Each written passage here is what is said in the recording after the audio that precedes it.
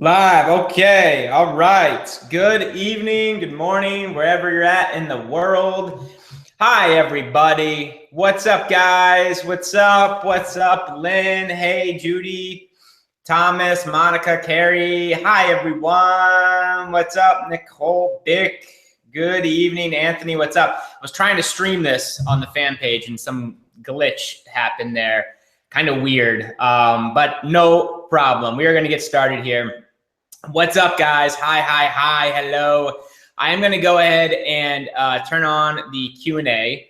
And as everyone knows on this webinar, this is a live Q&A with me. If you guys have any questions about business, about, the 6 pillars, I'm going to really briefly go over the 6 pillars just so everyone's on the same page. I know we've always got a lot of new people on the webinars.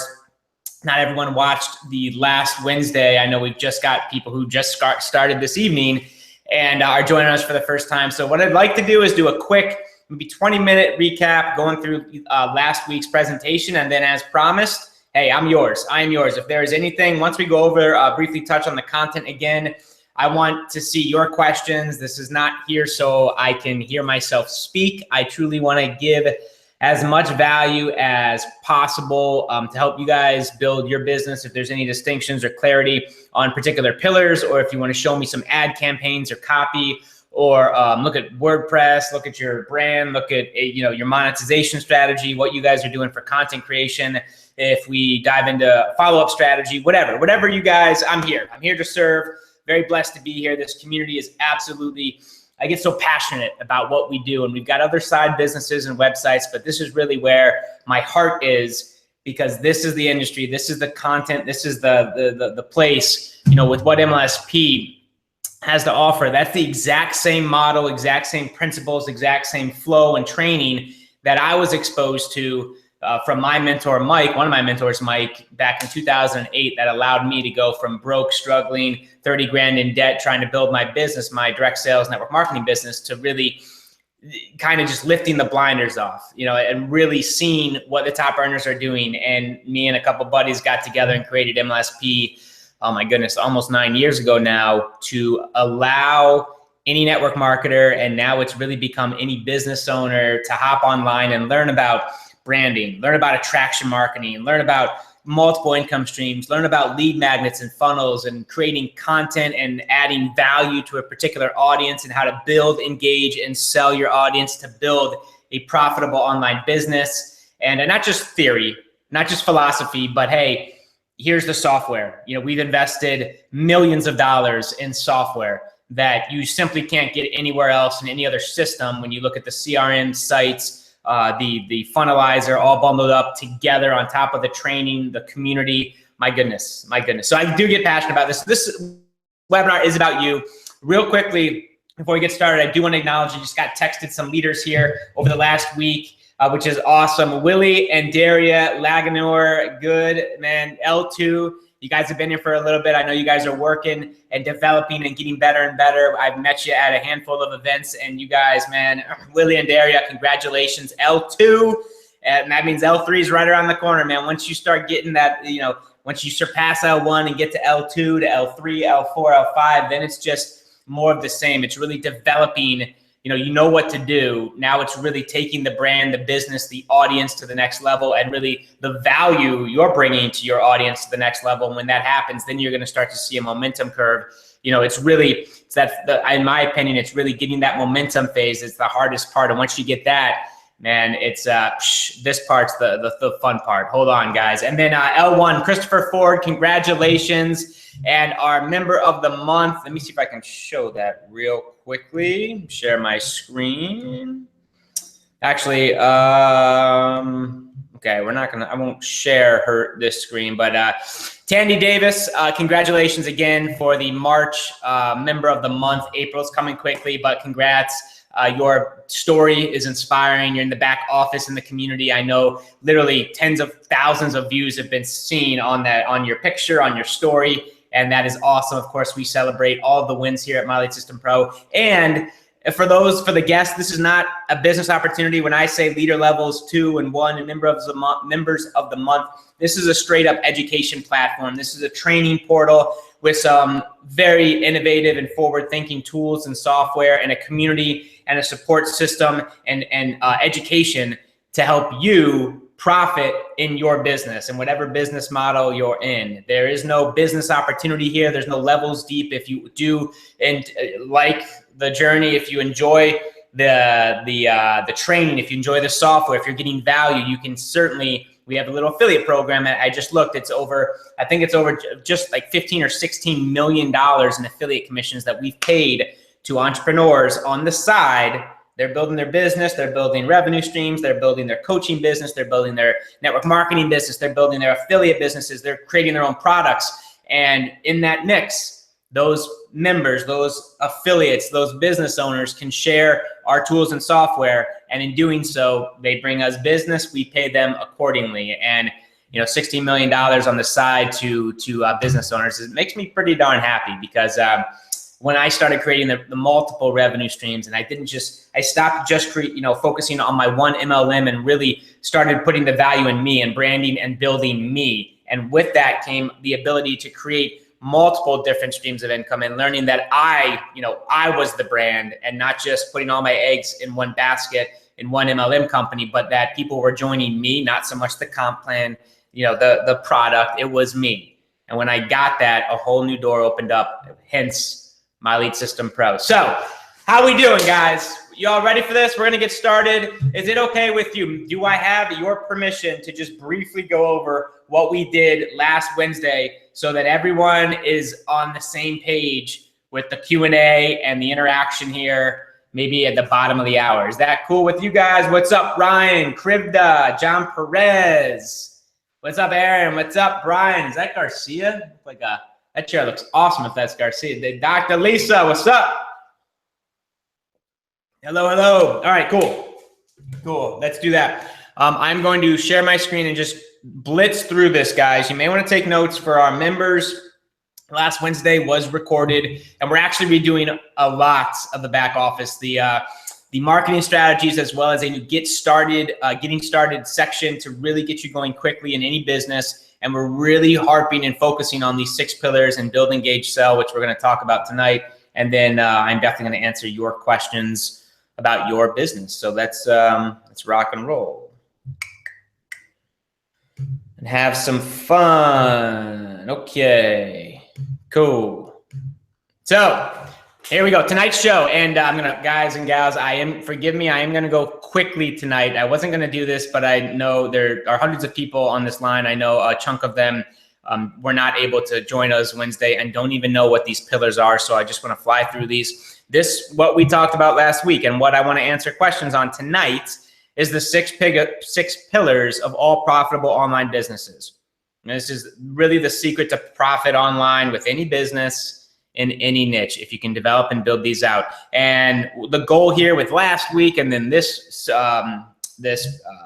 second follow-up week here with this Q&A is to give you clarity on exactly what you should be focusing on and what actions you should be taking every single day to make the most impact, grow and scale your business and get measurable results. Next 60 minutes, this is not gonna be 60 minutes, but the goal here is to compress as much time, as possible and to really peel back the curtain as to what the top earners and what we've done to build a multi-million-dollar empire so that you can take what you like, leave the rest, of course, and hopefully maybe if you can chunk down your business into these 6 pillars, you can start getting some of the results in your business just like we have. Now, I want you to get excited about taking your business to the next level. I want you to, and here's what I will do. I will do this for a second, because here's the deal. Here's what I want you to kind of suspend your belief. I know there's a lot of new people online on this webinar, not sure if it can really work for them. And here's why I want to do this is because you will only accept, surrender, believe, buy into, right, thoughts that are equal to your emotional state.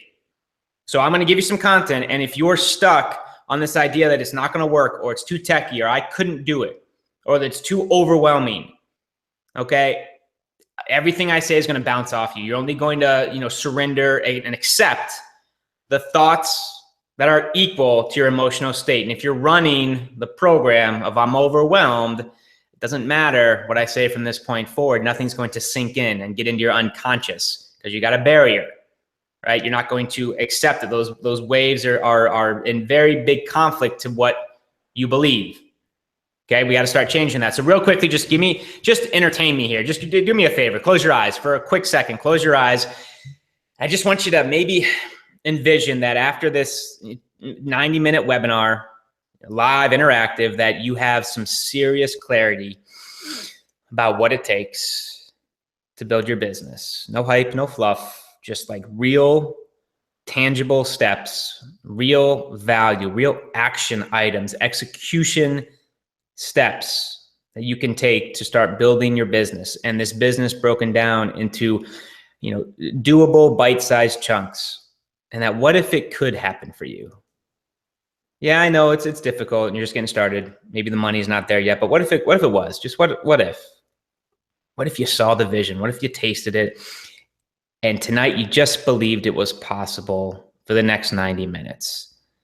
That I'm real, that the leaders here are real, that the training you get here, some of the industry's most forward thought leaders and marketers here, that they know what they're talking about. And yes, they do have full-time businesses with families, with multiple income streams, with freedom, with options. Life is good and it can be real and it's possible. Tastes good, tastes real good. It's possible. All right, open your eyes. Let's rock through these 6 pillars. Hopefully at some deep level, maybe there's just a section, a part of you thought maybe, just maybe that this could be real if you had a belief that maybe it wasn't. So we can start accepting some new beliefs, some new language, some new ideas. And yes, we talked about something very special at the end of the webinar. And here's the deal, same as what we talked about last week. Just pay attention, y'all. Just do me a favor, turn off the phone and give me your, we are very busy over here at MLSP. I'm showing up for a couple, I'm here for you. So I want you to grab a pen and paper, take some notes, jot down questions, and just give me the next 60 to 90 minutes, okay? So, all right, who am I? I was broke, struggling, bartender, musician. I right out of college. I'm just like you. I'm just a marketer. I wasn't even a marketer. I didn't even know what the hell I was looking for. I went to Google and put in make more money, and I found the network marketing industry. Okay, that weekend I got started. Fast forward 3 years, 30 grand in debt. And I was doing things. I was going to the events. I was paying for ads. The company was teaching me how to do bandit signs on the telephone poles, and I was posting stuff on Kinko's and 800 numbers. And I was the guy on at the stop signs, putting my number, putting a flashy little ad that they told us to do. I was just, ignorance is bliss, right? No, it's not, by the way. Knowledge is bliss. But that's what we were told to do. And that was me for the first 3 years. I had no idea what I was doing. I kept learning and learning and learning. Then someone taught me about attraction marketing. Fast forward to today, life is good. In that company, first 5-figure month was the month I embraced attraction marketing and do what we teach inside this platform. And fast forward another 9 years, man, it's been an amazing ride and journey. And some of the coolest things have happened, and breakthroughs, and people changing their lives, and people parents, the emails, some of them being able to afford health insurance for the first time ever because they got their business going because of the trainings, the coaches, the tutorials, what we do here at MLSP. Like that stuff. That's why we do what we do. And I won't explain all these pictures, but life is good. Life is good. And way more important than me creating a cool life for myself is this picture right here. This is just a snippet of the success stories. If you've been online for any length of time in the network marketing, internet marketing arena, these are some of the biggest success stories, the biggest leaders that you'll find out there today. A lot of them still hang their hat here. Some of them have gone on to build their own brands, which is what we teach. We create and develop leaders, and they've built their own brands to 6, 7, some even, there's a couple of guys on here who have launched MLM companies to the tune of 8 and 9 figures, started right here. That's cool. That's cool. So you're in the right place. What we teach, what I'm about to go over, if you have any doubt that it could work, these guys follow the exact same curriculum. These gals are the leaders, right, that you see online today that are making huge splashes and big impacts. And they did the exact same thing. They did follow the curriculum, follow the leader here. And this is the foundation here in what we do: build, engage, sell. Build an audience, engage an audience, and sell an audience. That is the crux. That is the the cornerstone pillar piece of everything we do online. We build, engage, and sell. Now, pillar number one, jot this down, guys, if you're taking notes, is vision and personal development. What do you want? Why do you want it? Is it even written down? Can you see it clearly? Don't worry about the how so much, but what exactly do you want? What is the business? Why are we doing this? Who do you want to impact? Who do you want to serve? If you had all the money in the world, what would you do? Because that's the type of stuff that we work with our coaching clients and at retreats and at workshops. We get to the point, what is the passion? What is the drive? What is the motivator? What is the light inside, the message that you were given? Because whatever it is, there is a way to monetize it. There are people on Facebook out there talking about what you want or what you have, what you want to bring to the marketplace right now. Yeah, there's other companies with that market share, but we're going to teach you how to become so valuable that you can grab your slice.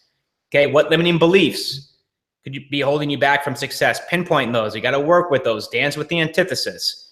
Okay, who must you become in order to get what you want? Stop saying I can't. Morning rituals, emotional home. Like, these are things, guys, I'm going to blitz through this. I could spend days talking about just this one pillar, but there's a reason, these 6 pillars, there's a reason why this is number one.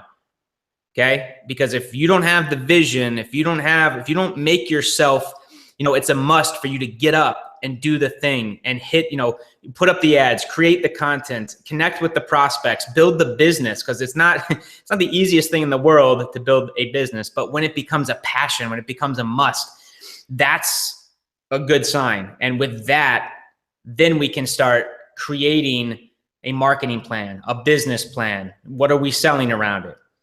Right? But bottom line is that if you don't have the business you want, it's because you haven't become the person who can run it yet. Okay, we have to do a lot of work. We weren't told about all the sacrifice and all the crazy stuff we have to go through as entrepreneurs, okay, to actually build the business and all the growth and the unknowns and the stretching and the long nights and the learning new stuff constantly and always being a student and the stretching, the uncomfortable decisions. That's part of the game. Welcome to entrepreneurship. If you're constantly improving who you are and the value you give, I'm wearing a bracelet right now from Live the Dream. I'm getting better and better. That is not just some hocus pocus fairy tale dust thing. If you actually got better every day, you increased your skill sets and you built out these pillars every single day, and that was where your focus was, your attention was. It wasn't on comparing yourself to, Steve Krivda, I saw him on, or Mark Harbert, or Diane Hoffman or Ray Higdon, but you stay on your path and you focus on what you're getting done and what needs to get done and where you're headed.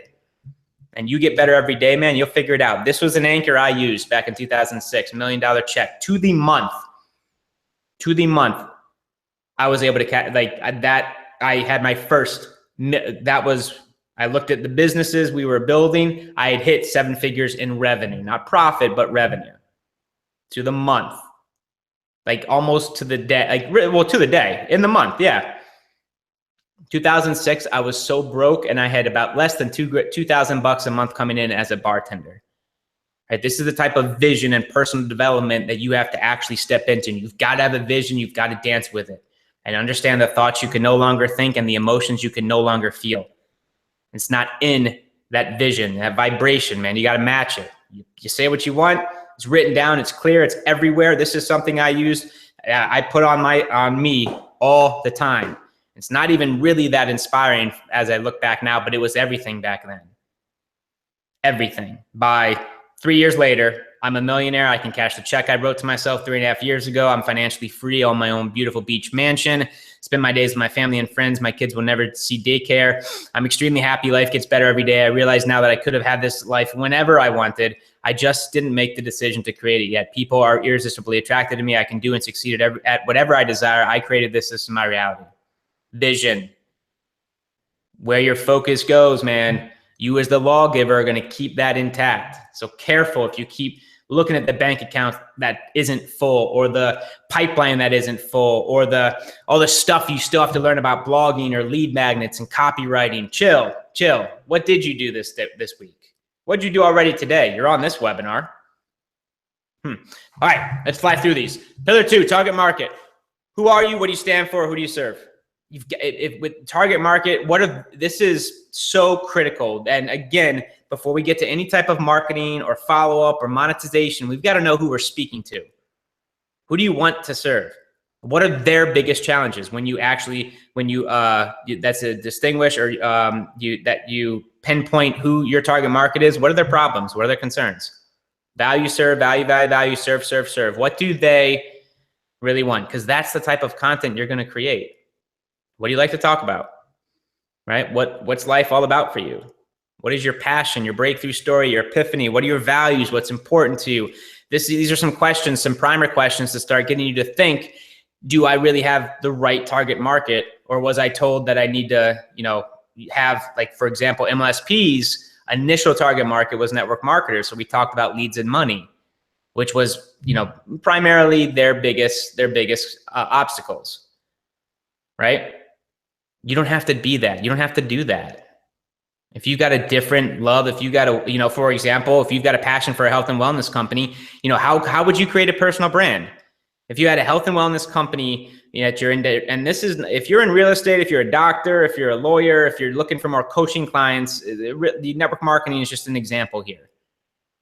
Okay, the health and wellness company, I mean, you pretty much have two options here. You could actually, in this example, you're in network marketing, you're either going to be the health and wellness guru, and what you're going to talk about, man, is health and wellness. You're going to talk about the organic ingredients, the diet plan, the recipes. You're going to talk about, the regimens, the way, maybe the best times to wake up, the best, what can you do during the day to burn fat, to keep your metabolism up, to keep the insides clean.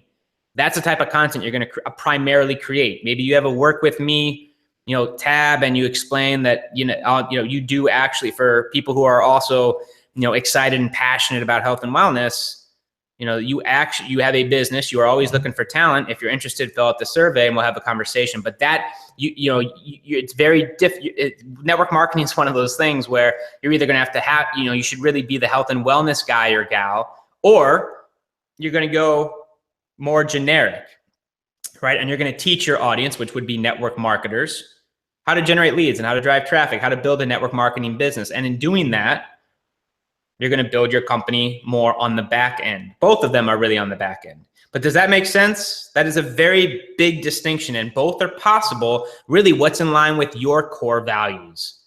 What do you like to talk about, right? Who do you want to serve? If you don't like talking about leads and driving traffic and helping home business owners develop home businesses, don't talk about that. Why would you get up and force yourself to be somebody you're not, man? That's when there's conflict. That's when there's resistance. You want this business to flow. You want to flow. Find something that goes in line with who you are, man, and hold on for the ride. And definitely competitive market analysis, research. Who's the top dog in your space? Look at Google Trends, basic keyword research before you really, pull the trigger. I would just look at, once you decide who you want to serve, maybe go to Google and just take a look at who's in the space. What are they doing?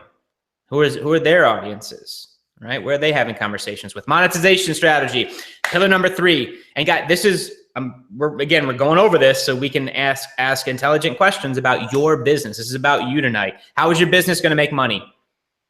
And I used this example on the last Wednesday. We had some gals in our last workshop here in Austin, Texas at the end of January.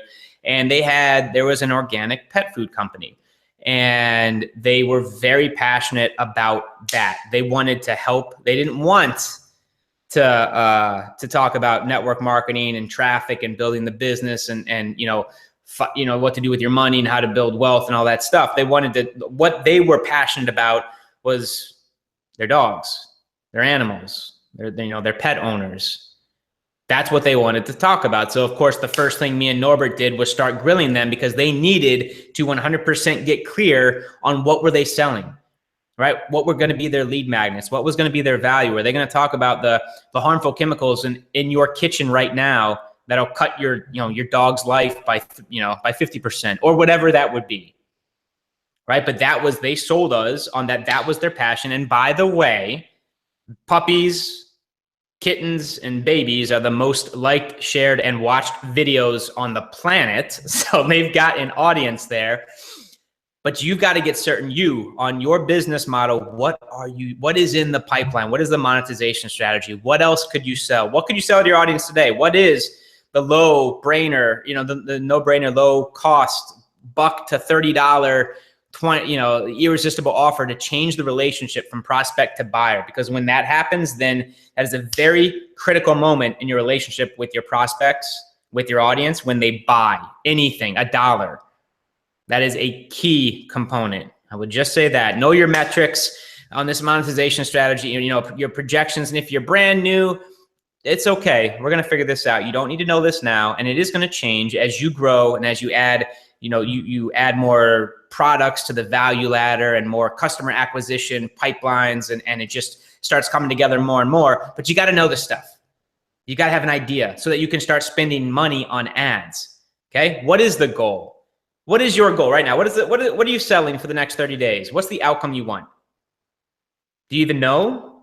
I'm not yelling at you. I'm on your side. I'm here. That's because I didn't. I just had my company's product, and that was it. There wasn't like a real deal. What am I selling? It was boom. I've got one thing. I'm selling the product. I'm marketing the product up front. If they say no, the relationship's over, and I'm going to do my best to close as much as I can on the phone, and that's it. So what is it that you want to be selling right now, this month? Content creation. Valuable content really is the new currency. It is king because it makes you money. There's a difference between pillar, promotional, and lead magnet content. I'm not going to get into that right now in light of time, but if there are questions about that, the pillar, promotional, and lead magnet content, I'll certainly address those. We recommend, absolutely, if you're just getting started, 80% promo and 20% creation. One of our clients was actually creating 5 or 6 blog posts a day. Right? And she was wondering why nobody was seeing them. But she heard that you got to blog a whole bunch, and that's what she was doing. And she thought blogging 5, 6 times a day would be obviously an overachiever, and she thought that would create more results. She spent 0 time on promoting the posts, on learning how to get your audience, your target market, in front of the valuable piece of content that's going to answer some of your target market's questions. 80% promo, 20% creation. Everything should have a call to action, whether that's a content upsell or a content upgrade where you're looking for a lead, or if that's a link to a webinar registration, or a link to a capture page, or to maybe it's a sales page, but everything should have a call to action. And definitely, look at the competitive market research and analysis. You find your target market, you're establishing your personal branding, and you've got a monetization strategy. What are the people in that vertical, in that niche? What are they talking about? Where are they? What's the most talked about? With their content, is it on Facebook? Is it YouTube? Where are they building the audience? Can you learn something about what guys and gals that you look up to? What are they doing out there? What type of content could you get excited about creating? What is it? Really, what is going to be your baby, your bread and butter? What is going to be your specific content creation?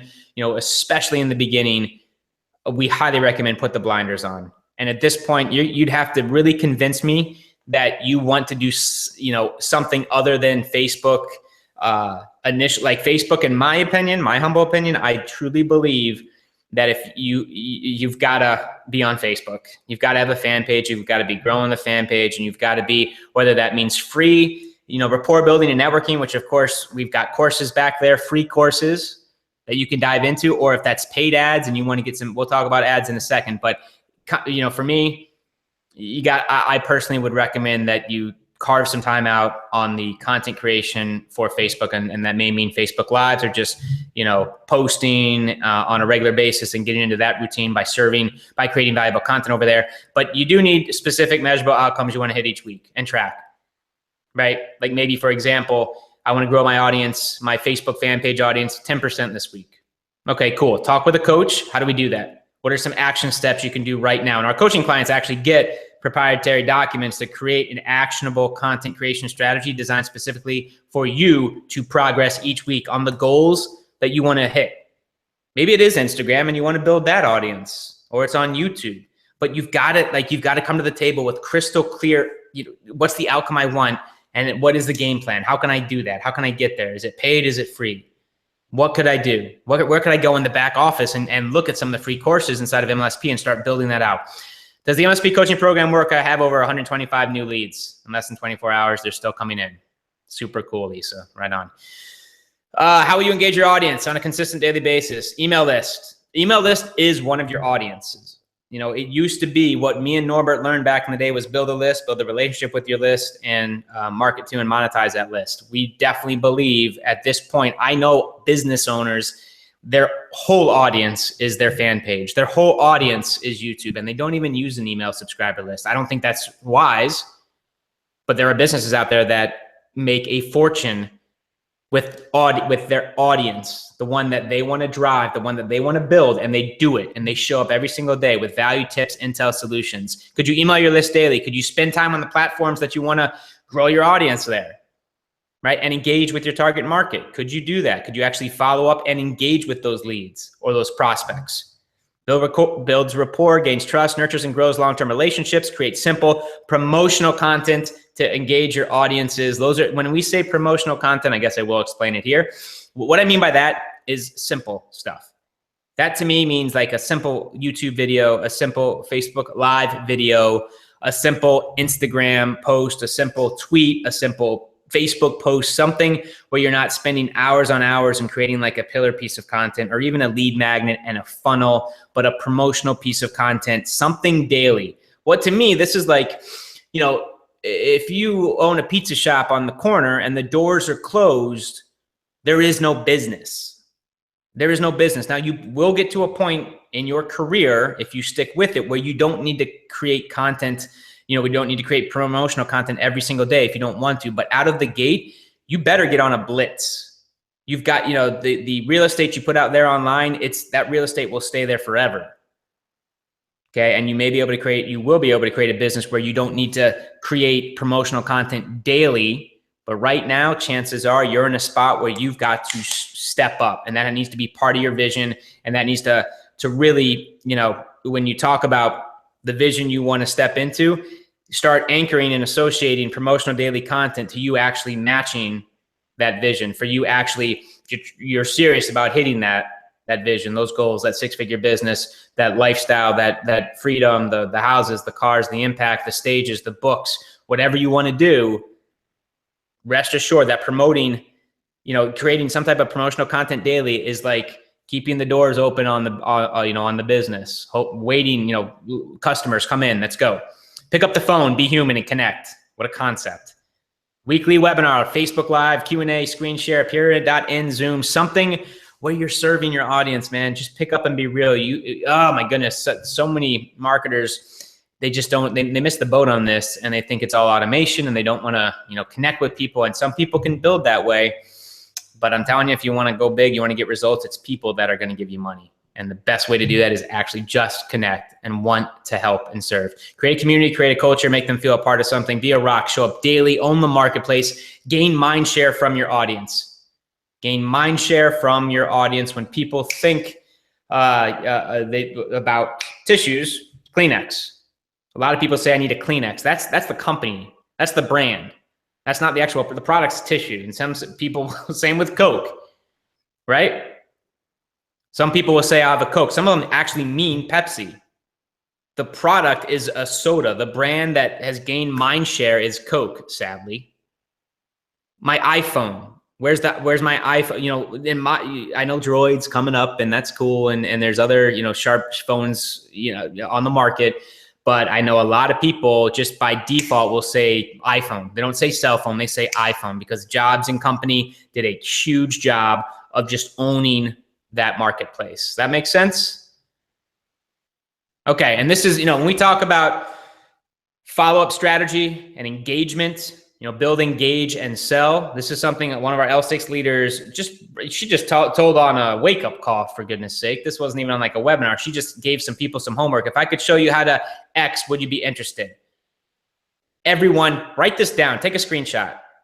If I could show you how to get some leads for your business, if I could show you how to leverage Twitter to get leads for your business, and maybe you take an MLSP system campaign. If I could show you how to lose, you know, 5 pounds with zero workout or whatever, if that's the benefit of your product service. If I could show you how to break through, if I could show you how to travel for less, if I could show you how to create, you know, get more customers and get more clients for your business. That this is an example of following up and engaging with your audience. Build, engage, sell. Type yes in the comments below and I'll PM you. She had hundreds of people, 200 plus people on that wake up call doing this and getting people reaching out to them, i.e. attraction marketing. Okay. My coach Antonio helped me tweak these Facebook ads. Leads just keep rolling in, $1 per lead with valid emails and phone numbers. Coaching, man, Coach Antonio, Wes Wolf, right on. Audience traffic list building.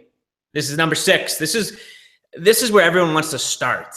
They want traffic. They want leads. They want sales. They want to go out there and put up ads and drive and build the audience, right? There's a reason why this is the final pillar.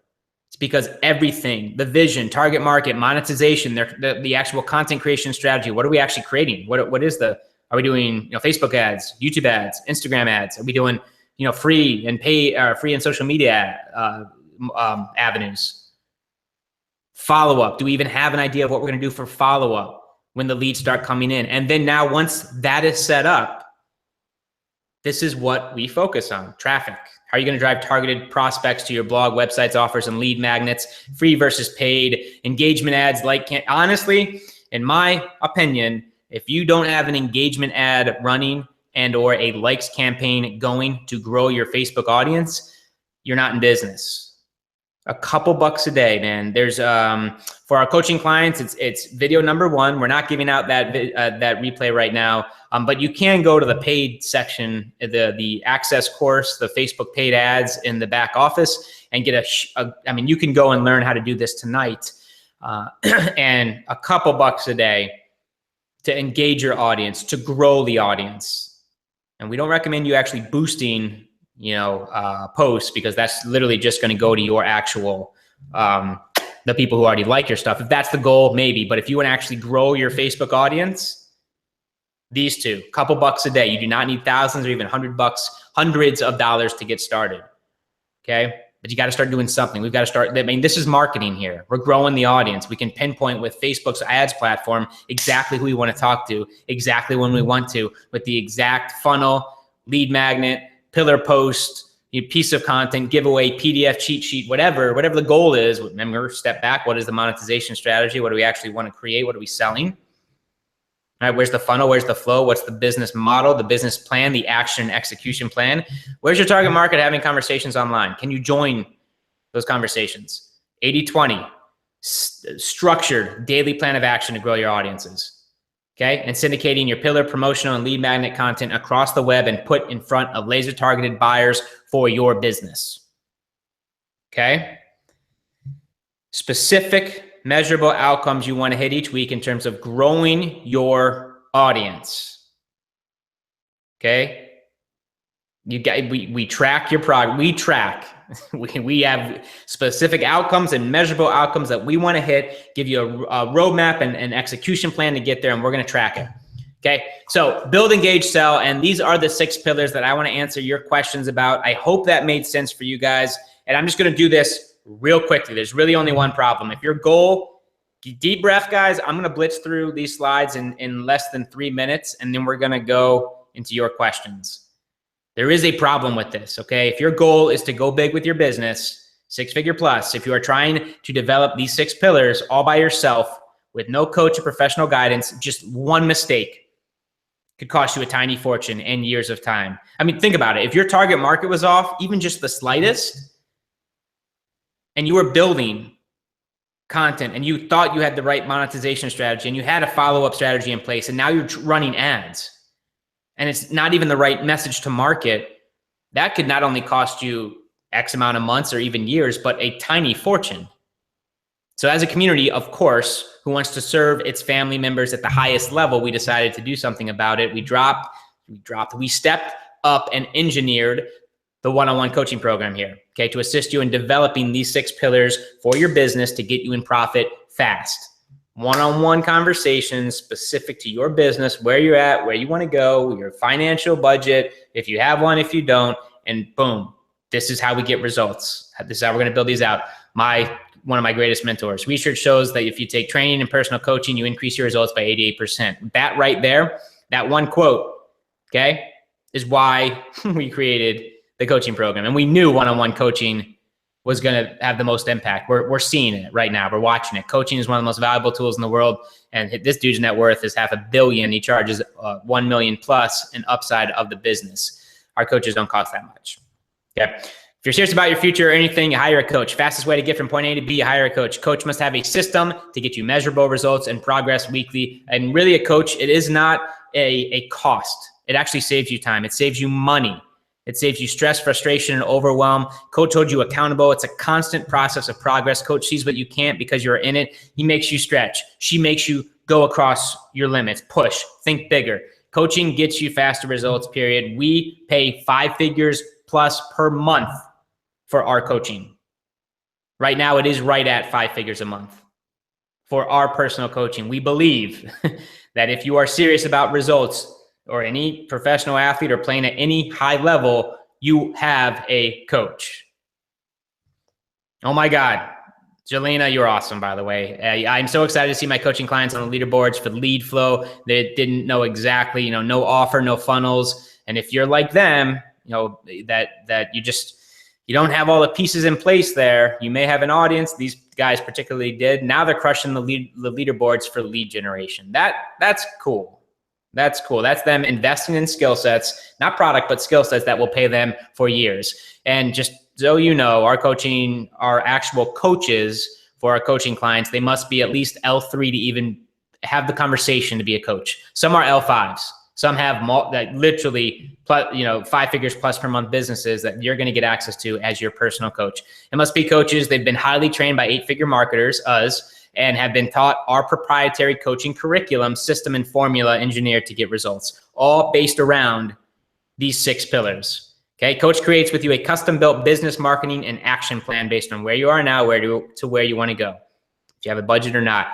And we are going to continually develop all the 6 pillars week in and week out, accountability and detailed action plans each and every week to hit specific, measurable outcomes. Laser focused, man. You will be blown away by what your human spirit on fire will do with a little direction, with a little clarity, with a little bit of a DMO and real, focused actions and results, man.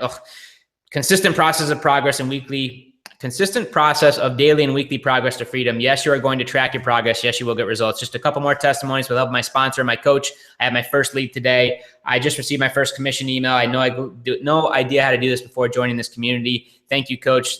I just real quickly want to transition to one more thing that was designed and is designed to really take your business to the next level. We created one more thing designed to assist you in developing and building out these 6 pillars of all profitable online businesses so you can start making money. And if you've been in MLSP for any length of time, you may have heard of the MLSP Mastermind Retreats. I've never been to something that transformed so many people in such a short period of time in such an intense way. Our dear friend and 8-figure earner, Ray Higdon, awesome brother. MLSP Mastermind Retreats, all inclusive. It's total business and life transformation. It's 3+ days and a full immersion, intimate experience, multi-million-dollar access to trainers for 3.5 days straight to assist you in building out these 6 pillars for your business. You eat meals with us, top earners, trainers, founders, transformation, meditation, marketing, copy, paid ads, funnels, vision, target market, personal branding, monetization, content creation, follow-up, audience traffic, and list building. And we don't sleep much. Typically, we're up at between 7 and 8 doing some mindset work and some deep meditation work. And we're staying up.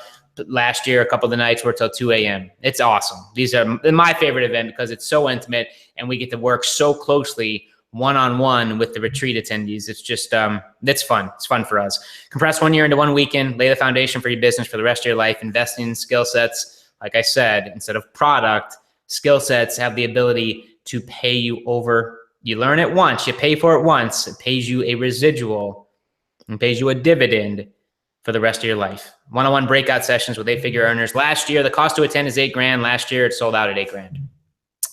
This was 2011 in Cancun. You may recognize some of these now 7, 8-figure earners as attendees and trainers. This was in 2012 in Phoenix. This was 2015, 3.5 days. There was, this is a cool, super intimate, private locations, direct access, a total life business transformation, relationships for life, a new business for you, and a new you for life. Okay. fun late night stuff. We burn stuff. We 1 year we bent rebar. That is the stuff that holds skyscrapers up, by the way. We bent rebar with the soft part of our esophagus, which was super. I've walked on glass, as you can see. That was the scariest thing I've ever done. Broken boards. When it comes to like these exercises, that was crazy. Burn stuff. This is one of our L5 rock stars and coaches. It was truly a life-changing experience. I'll be running my business quite differently now. My results just today, my first day back, incredible. The value you get from this retreat far exceeds the cost. Not kidding. I'll be doing it again next year without a doubt. She is awesome. That bottom right is actually where we're doing it again this year. We love the experience and what we had there in these log cabins. It was truly super cool. Heidi added another coaching client to my group, so that makes 3 paid. Can't believe 1 week after the mastermind, I have coaching clients, especially since I wasn't even thinking about doing this. Here's the lineup, and we may bring out one more friend. Not sure. This is enough to fill months of a retreat. But we may bring out one more trainer just for fun. This year, as I said, last year we sold for $8,000 a ticket and we sold out. And if you look at the MLSP Mastermind Retreat website, you'll see that the value there is in the $40,000 range. And this year we're doing something very different, very special promo going on right now that includes the retreat plus coaching. If you want to get a complete grasp of these pillars and build them out in your business to 5x your results in 2017, that is not hyperbole. We've seen people do that. Whoop. This is your chance. That's precisely what the coaching program and the retreat is all about. And instead of reviewing the coaching program, I want to get to the Q&A now, 50 minutes in, and the Mastermind Retreat promotions on this webinar. We're going to give you a complimentary pure value strategy session with one of our MLSP experience reps. For guests on the line, when you join MLSP, you take the trial and you become a member of this family, of this community, you actually get designated an experience rep. And we are building that out. The results, the feedback has been absolutely phenomenal. Like someone there designed, engineered to make sure you have the best experience in building your business using MLSP as a tool to grow, to build, engage, and sell, to get results, okay? Give you some clarity on what you can do right now to build, engage, and sell your audience and start developing the 6 pillars in your business today. So this strategy session with an MLSP experience rep is free, but obviously the mastermind and the coaching, there is an investment there. Okay, and it's not a couple $100. Actually, you can get a 2-hour strategy session with a certified MLSP coach for a couple $100, which really, man, if nothing more, it is worth it to just spend 2 hours with one of our coaches to go through these 6 pillars and to have that conversation, because they are trained up to truly make an impact with that 2-hour strategy session. It could totally save you months and even years in your business.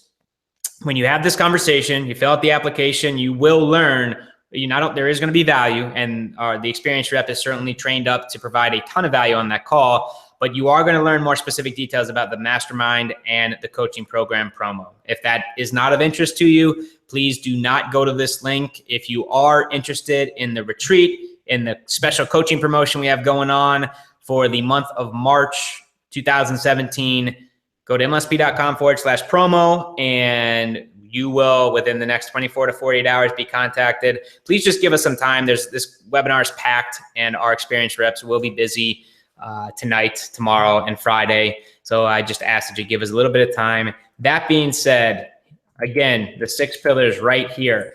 I want to go to Q&A. That was a lot of information. And I'm sorry we had to go so fast, but I did want to recap. I thought it'd be 20 minutes. It was not. Does that make sense? How is everyone doing? How is everyone doing?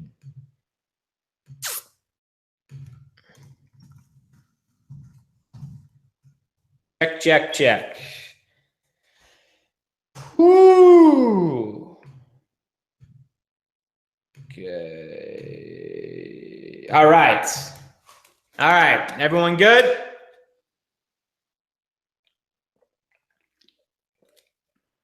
I didn't take a breath for about an hour there.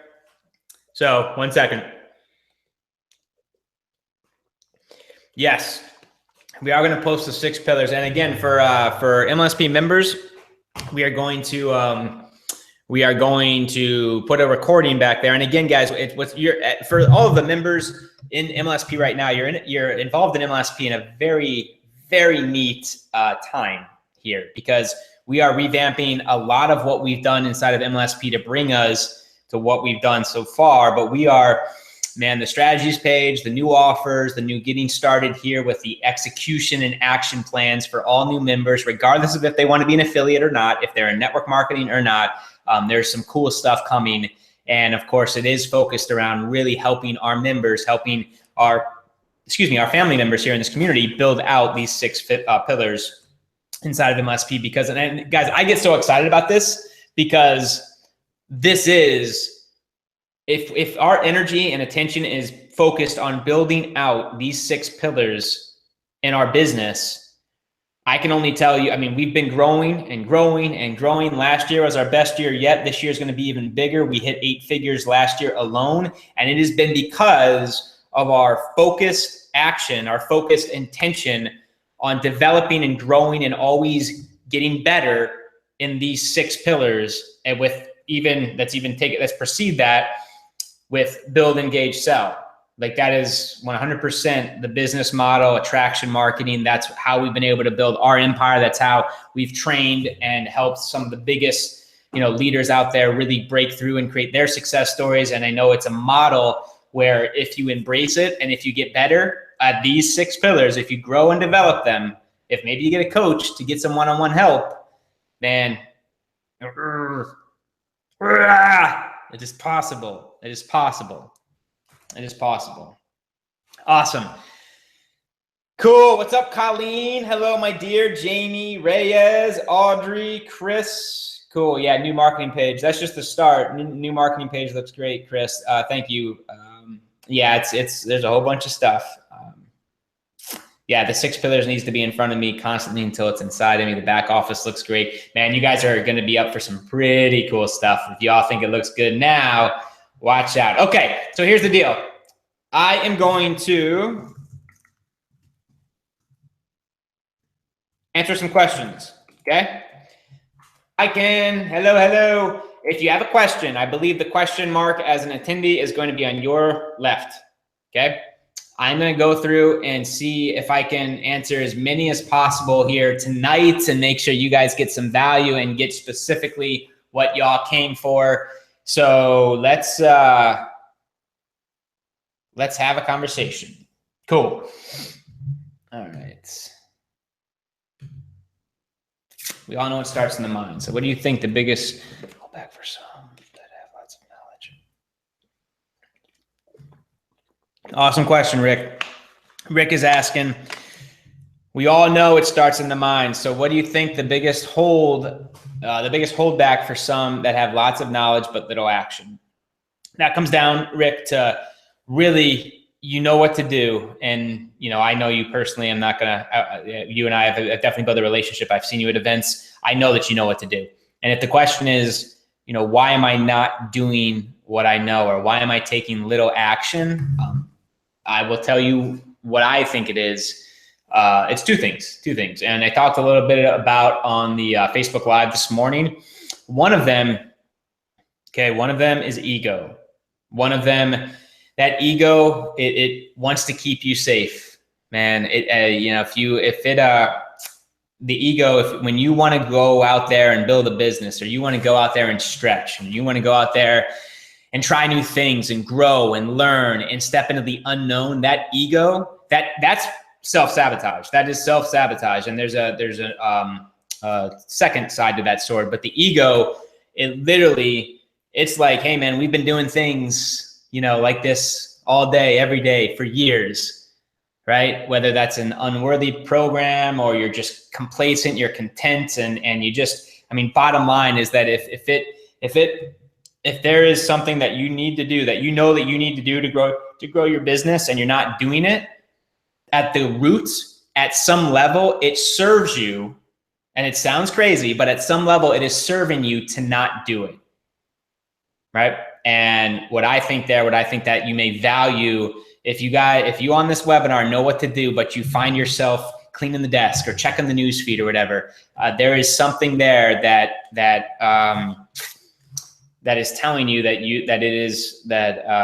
ego is keeping you safe. Okay, that ego is what's actually keeping you when we tell you, Rick, what to do and you see yourself not doing, definitely ego is the one, because it is serving you at some level. It is keeping you safe. It is wanting to keep you into that comfort zone. Because remember, when I say ego, when I talk about the ego, I mean that is designed to keep you to survive, not to go out there and create a kick-ass lifestyle. It's designed in antiquity. It was there. It would warn you when there were threats around the corner. It was always looking for what was wrong or the threats or the harm out there. So of course, when we go into business and we have to stretch and take risk and make new decisions and move forward in that way where we've never done before, it is actually serving you at some deep level, and because you say that you want to do it, but you can't do it, or you're not doing it. It's serving you at an unconscious level because it's keeping you safe. Right. And it's keeping that, you can control that. It's certain. You don't have to try and fail. You don't have to go out there and learn new skills. You don't have to actually do it. You can learn and consume all you want. Okay. And you've got, we know as when we do that, we can become awesome at theory, at philosophy, at having a conversation, at dinner conversation. If we are learning and we're growing, but we're not doing, it's one of the ego is one. We're stuck up here. And we have to move it from here to here. There needs to be a breaking point where you actually change your energy and become the person who is going to be of action. Okay, you are going to become in your DNA, in your core, whatever you need to do, associate your vision to the guy who is out there just taking action. We need to go from philosopher to actually sitting down and becoming and changing our energy that's attached to wanting to keep it safe, or wanting, who values certainty. Right? Who values that they need to control everything, right? That's one, is the ego. And to take that trip from your head to your heart, those 18 inches is the hardest travel, the hardest trip you're ever going to take. And it's scary because it is actually, you're going to have to put down what you've used your entire life to keep you alive, to keep you surviving, right? And that ego, man, that's the hard, that wanting to keep it safe, wanting to keep you out of trouble, wanting to keep you, conditioning and running the same programs because it's kept you alive up to this point, right? So that in and of itself, it does serve you. It's kept you alive, and we need to start changing our values and what we focus on, what we value more in terms of, do you really want that vision? And knowing that when you write that vision down and that business you say you want to build, that what it's going to require, maybe the first thing is a man of action. Maybe the first thing is that you're going to have to dance with what it could be to let go, what it could be to feel guided, what it could be to feel, gratitude for the event before it's actually manifested. And then if you were actually creating a compelling vision and it's on paper and you're working every single day to become that vision, guess what? That person takes action.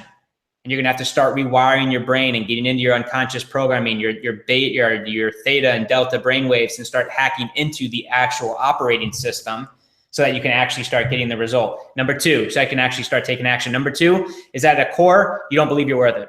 Those are my two big, if you know what to do, but you're not doing it, it is your ego. You need to get out of your own way, and you need to know that it is keeping you, while you say that you want to do the webinar, you want to launch the blog, you want to create the blog post at a deeper unconscious level, it is serving you, the avoidance of pain, gain of pleasure. You are actually, while it isn't serving your vision, it is actually, it's pleasurable because you don't have to get uncomfortable, because you don't have to stretch, right? So you've got to start, once you understand that, you can start playing with your neurology, playing with your emotions, playing with your values, to get yourself, not really motivate, but to actually become a person of action. And that's who you are. When you can ingrain that in your heart, and that's who you change your electromagnetic signature or your vibration to a man of action, and you dance with that every day and you sustain that vibration throughout the day, you're going to become, and you start attaching that vision to that, and you start stepping into that vision, the ego is going to start slowly but surely calming. And it's a tough process. It's worth it. And the other is worthiness. Is just, hey, man, if I think the other, and really what we're talking about here is self-sabotage, is at the root. If we're not doing what we know we need to be doing at the core, my belief is that we're not doing it because we don't believe it could work, that we don't believe that we're worth it. We don't believe we have the value.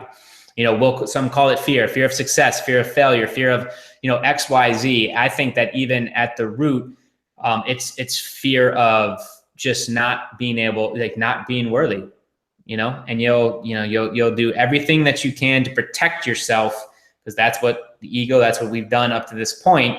So that when the time comes to do something that you need to do to build and grow your business, the old unconscious programming is going to come up and want you to play safe. The old conscious, habitual, thoughts and feelings of unworthy are going to pop up again, right? Because if you actually did it, what if it did work? Some people say it's fear of failure. That's fine. What if it doesn't work? And I get that, but really, I don't believe, I think it was Beckwith, I don't know who said this, but our deepest fear is not that we are inadequate. It's that we're powerful beyond measure. And I believe that when we actually change we are so stuck with our family, our friends, our culture, our community, that if we actually did it, deep down that it would work. Deep down that you could have the business. And then what that would mean, or what that could mean to you, is that everything changes. New friends, what would parents think? What would, the best friend think? How would that look like? What if I out-earned X, Y, Z? And all these self-sabotaging, self-destructive beliefs and patterns that'll keep you stuck and broke, because at the core you've been running unworthy, when really what you want is right in front of you, and you've got to change your energy that's attached to the reality that you have now to actually match the vision. Start feeling what being worthy could feel like. Start feeling what's having value and being a man or a woman of value, and start lowering that ego. And I don't want to spend it. I could talk, Rick. That's a webinar. That is a lifetime conversation. The question again, what do you think the biggest hold back for someone that has lots of knowledge but takes little action? That in a nutshell, I think that I know that your ego is playing a role, and we need to figure out how to get beyond that ego and the conscious chitter chatter and getting into the actual unconscious programming to change our core beliefs, to change what emotional home is. And if you conditioned in your body that, Rick, you were this man of action every single day, and that was who you are, because it's come hell or high water, death, that vision or death. And really, it's not necessarily the death of you, but the death of your dream, right? If you continue going down that path, conjure up enough pain that if you kept not taking action, you would be in the exact same spot 5-10 years from today. And to me, that scared the hell out of me, and I had to make a switch. Your brain will make a switch if you conjure up enough pain. Those are the two primary factors of why we make any decision: the avoidance of pain and the gain of pleasure. Whether you're an avoidance of pain type of person, most are, or if you are the gain of pleasure, work with that and see what works with you. But I will tell you that it's ego, and it is a sense of unworthiness, and you've got to change the program. Okay, does that make sense? That was a good. You guys good with that? That makes sense.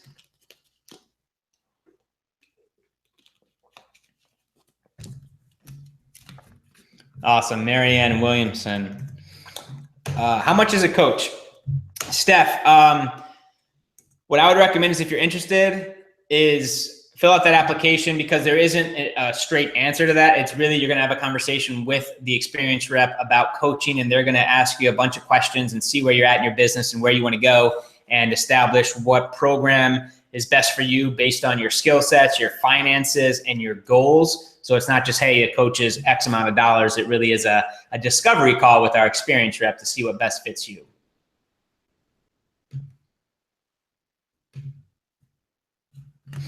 On pillar 3, what is the ROI projection? So Terry, that's a great question. And that answer is something you're going to have to decipher. You're going to have to create, because the ROI, most people inside of MLSP are affiliates, and they leverage the affiliate program. Some are just members. They use the software. They love the training. They love the community. They love the culture, which is fine, right? I don't know what's on the docket for them. Everyone's building their own businesses. Everyone's got, their own, Terry, if you've got an ML, when I say what is the ROI projection, what I mean is, like, do you have an idea, or could you get an idea of what it's going to Like if you had a customer come through your customer acquisition funnel, like I don't know what you're selling, but if you have your own products, your own coaching, or if you have MLSP and you have your, an MLM company or somebody else's products, your own products, whatever, what is, do you have any idea what that customer is worth to you over time? The lifetime customer value. Like if you've got a continuity or a monthly subscription payment, do you know how long they stick? Okay. If you've got a product you're selling, awesome. How much does it cost to acquire that product in time or in money? Right. So you can start kind of putting in a spreadsheet what your time is worth, what it's going to cost to acquire the customer. And then of course, after that purchase, what's the value ladder? Are there one-time offers? When someone buys the $10 product, are you selling a $300 product that converts at 10%? Right? Because these are all projections and numbers that are going to help you get an idea of what we can do as a marketer to get traffic. And then maybe throughout that funnel, you're giving them a call, they're buyers, you're building relationships, rapport, and maybe you're building a coaching business, and the higher ticket is a couple grand for, I don't know, a month or two of your time to coach them. And you're closing, 1 out of 20 people who buy the initial product from you. So when I say ROI projection, Terry, I don't know, I'd love to take a look at your business model and see what you are looking to monetize and the products you have in place and the marketing you currently have in place, and get a better idea of what would be the ROI projection. But when I say that in the this is why the 6 pillars are so cool and really vital. This is you. Like this is you are building out, and this is actually what we go over at retreats and workshops in depth. And it helps the member, it helps the business owner grasp like, hey, this is a real business. Everyone on this line, man, are CEOs of their own business, right? They've all got a ton of value. You've all have products and services and things that you're passionate about. Maybe, a little tweak here and there. Maybe the target market's slightly off. The message to market is slightly off. Their brand, their tagline, their approach needs a little bit of tweaking. That's why we're here. And you can try to do it on your own, which is totally cool. If you want to have a conversation with a coach and get professional help to do that, I certainly recommend it. We spend a lot, we constantly invest in ourselves in growing and moving the business forward. Already answered that question about what's the investment for one-on-one coaching. Are you going to? Yeah. Oh yeah, Carrie, we are going to do some updates on the system campaigns.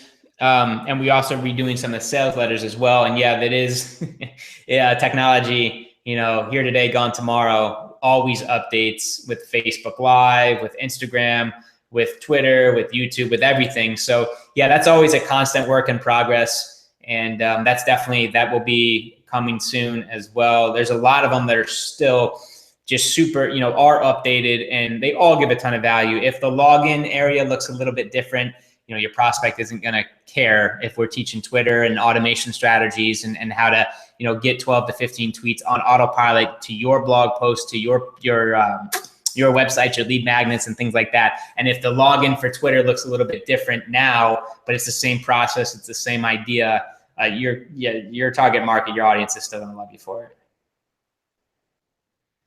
Yes, definitely. Can you give an example of how you brand yourself if your MLM is in travel? Well, Carrie, this is a great question. Is your brand? Here's the thing: if you're going to, and I love this question because this is where a lot of marketers, when they first get started online or with MLSP, they're not exactly sure. And we get this question all the time. Do I market MLSP or do I market my product or my MLM up front? And there's not. The answer to that is your marketing. You're generating leads. It really is. You're generating leads for your business, and you're seeing.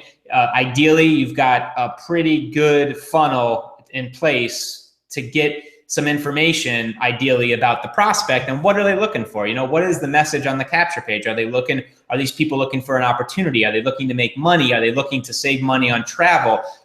Carrie, do you want to be the gal who has the travel blog, who talks about the coolest places, who has just this amazing lifestyle? We've got the adventure partners who are building an amazing brand in that arena, and they're all about digital nomads, and they're building their brand and they're building, they're talking, oh, I won't expose their business. That's not my business to do. Here's the answer is that, Carrie, I think because here's the deal, you really have two questions. You have two kind of main focuses. And what's cool is you can blend the two, but you're going to have to be careful. See, network marketing is kind of one of those funny industries because we want to sell product and we also want to sell the business. We want to get distributors, right? We want to get business builders. That's what creates the big residual income.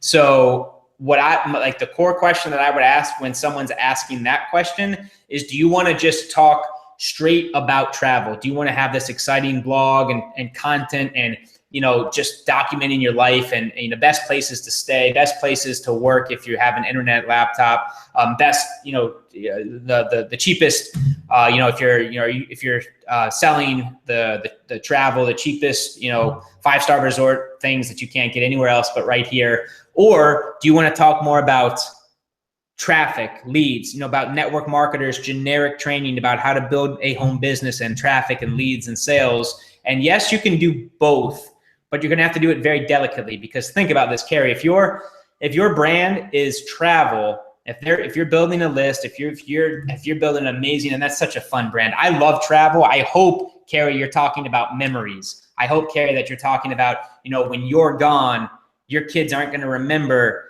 the stuff, the mundane, most of the dinner conversations. What they're going to remember is the memories, the travel, the actual things that are different, the things that light them up. Going to Disney for the first time, traveling, to Australia and taking a week with your family. Those are the things that you're going to, the pictures, the memories, the hand-me-downs to your kids and your grandkids. Like, you're selling relationships, family relationships. And I hope that that is in some way, shape, or form, if you're selling travel, that's included in that message. Because in my opinion, travel, a lot of people say they don't have the money to buy X. The next week they're on vacation in the Bahamas. Okay. People love travel. People love, what comes of travel, the experiences, the emotions, the bonds, the chemical bonds that they make with their family members, the growth, the connection, the depth. Like, that happens when you travel, when you get out of the house, when you get out of doing the same routine job thing. So anyway, Carrie, that would be my answer. And then if you want it, because if you're going to build the travel, if you're going to be the travel gal, what I would recommend is, like, you have a little work with me tab, and you're maybe collecting some information about someone who lands on your blog, right, and says, I love travel. It's my passion. And what's cool is I have a business where if you love traveling the world, if you love, if you would like to make a little bit of a side income and you want to travel the world in style or at half off, I'm always looking for, talent to grow my business. And this is what I do full time. It allows me to be completely, mobile and laptop lifestyle. But here's the thing, because think about this. If I'm on your blog and you decide, Carrie, if your brand is, you just want to be this amazing travel person and talk about travel and talk about lifestyle and don't talk about, building a business for network marketers, then all of a sudden, you've built the list, you've got a YouTube audience, you've got a Facebook audience, you've got Instagram, and then you start, dropping, information about how to build a network marketing business or how to build your Facebook following. The people on your list are interested in traffic, right? So you really want to that's a little bit more deeper conversation on action steps and wanting to get more clarity on where you're at and what the passion is and what the goal is. There's certainly creative ways to blend the two, but with network marketing, do you want to be the travel guy? Do you want to be the travel gal? Or do you want to teach and train network marketers, right? And then grow your business on, both are kind of growing on the back end, but there's a lot of different lead magnets and things we can do to really, once we establish the voice, the audience, the brand, how to actually build that. Does that make sense, Carrie? Let me know if that makes sense before we keep going here. Carrie, does that make sense? I hope, that's just, it's not a tough question to answer. I would just want some more clarity on what you want to do. Because what's cool is when I was reading a book today and he was saying, like, passion, he would take purpose over passion. And I'm a big passion guy. I think that's why I resonate with Robbins quite a bit. I didn't really like where he was going. And I'll finish the book. The book is Ego is the Enemy, actually. Go figure. We're talking about ego today. that the passion for me, it's not just like hypey, fluffy, get amped up and motivated and with no track to run on. The passion is what's going to actually get you to go find the plan. The passion is what's going to light you up to actually, to actually get up and do the thing. The passion is going to be where it's not a grind, where you're actually, you've got the vision, and it's not a question of if I'm going to do the webinar tonight or if I'm going to do the wake-up call, because that's part of that's who I am, right? That's what lights me up. That's what gets me 100% lit up to talk about this content, to talk about travel, to talk about, hanging out on the beaches and seeing the crystal clear water and the white sand and experiencing what most people just only dream about. And I'm going to be and I'm going to be that stand, and I'm going to be that source of what is possible with travel. And you've only got so much time on this planet. Go see the world, man. The world is open. It's 2017, man. If you've got a laptop, a cell phone, and you've got some passports, you can go do whatever you want. I hope that makes sense there, Carrie. Yes, thank you. Cool. Right on. Well, for sure, sign up for a coach. Awesome, Carrie. Yeah, click the link. Go through that promo link, and you'll get a ton of value from having the conversation with the experienced rep. And certainly, if the coaching or the mastermind retreat is a good fit, well, I'll be seeing you.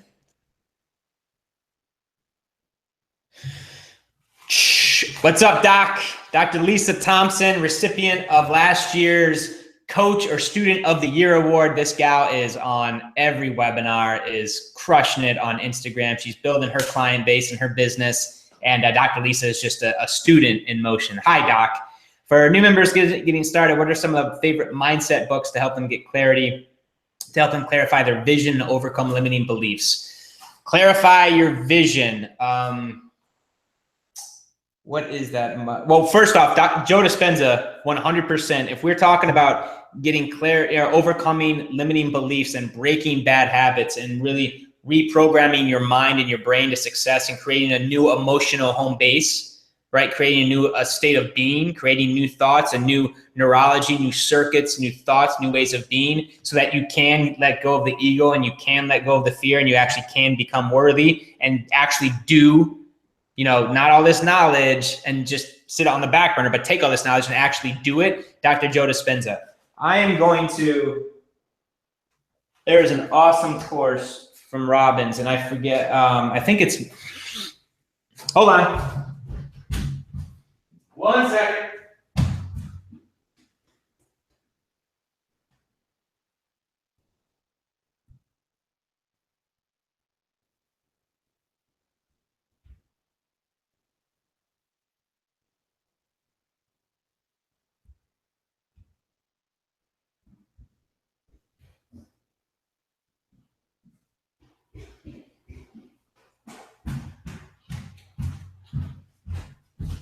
This right here is one of my favorites. Creating lasting change. When you're talking about vision, this will help you get a hold of yourself. I don't know, a couple $100. One of my dudes. I love this course. And I couldn't remember that one because I have every course he has. Hold on.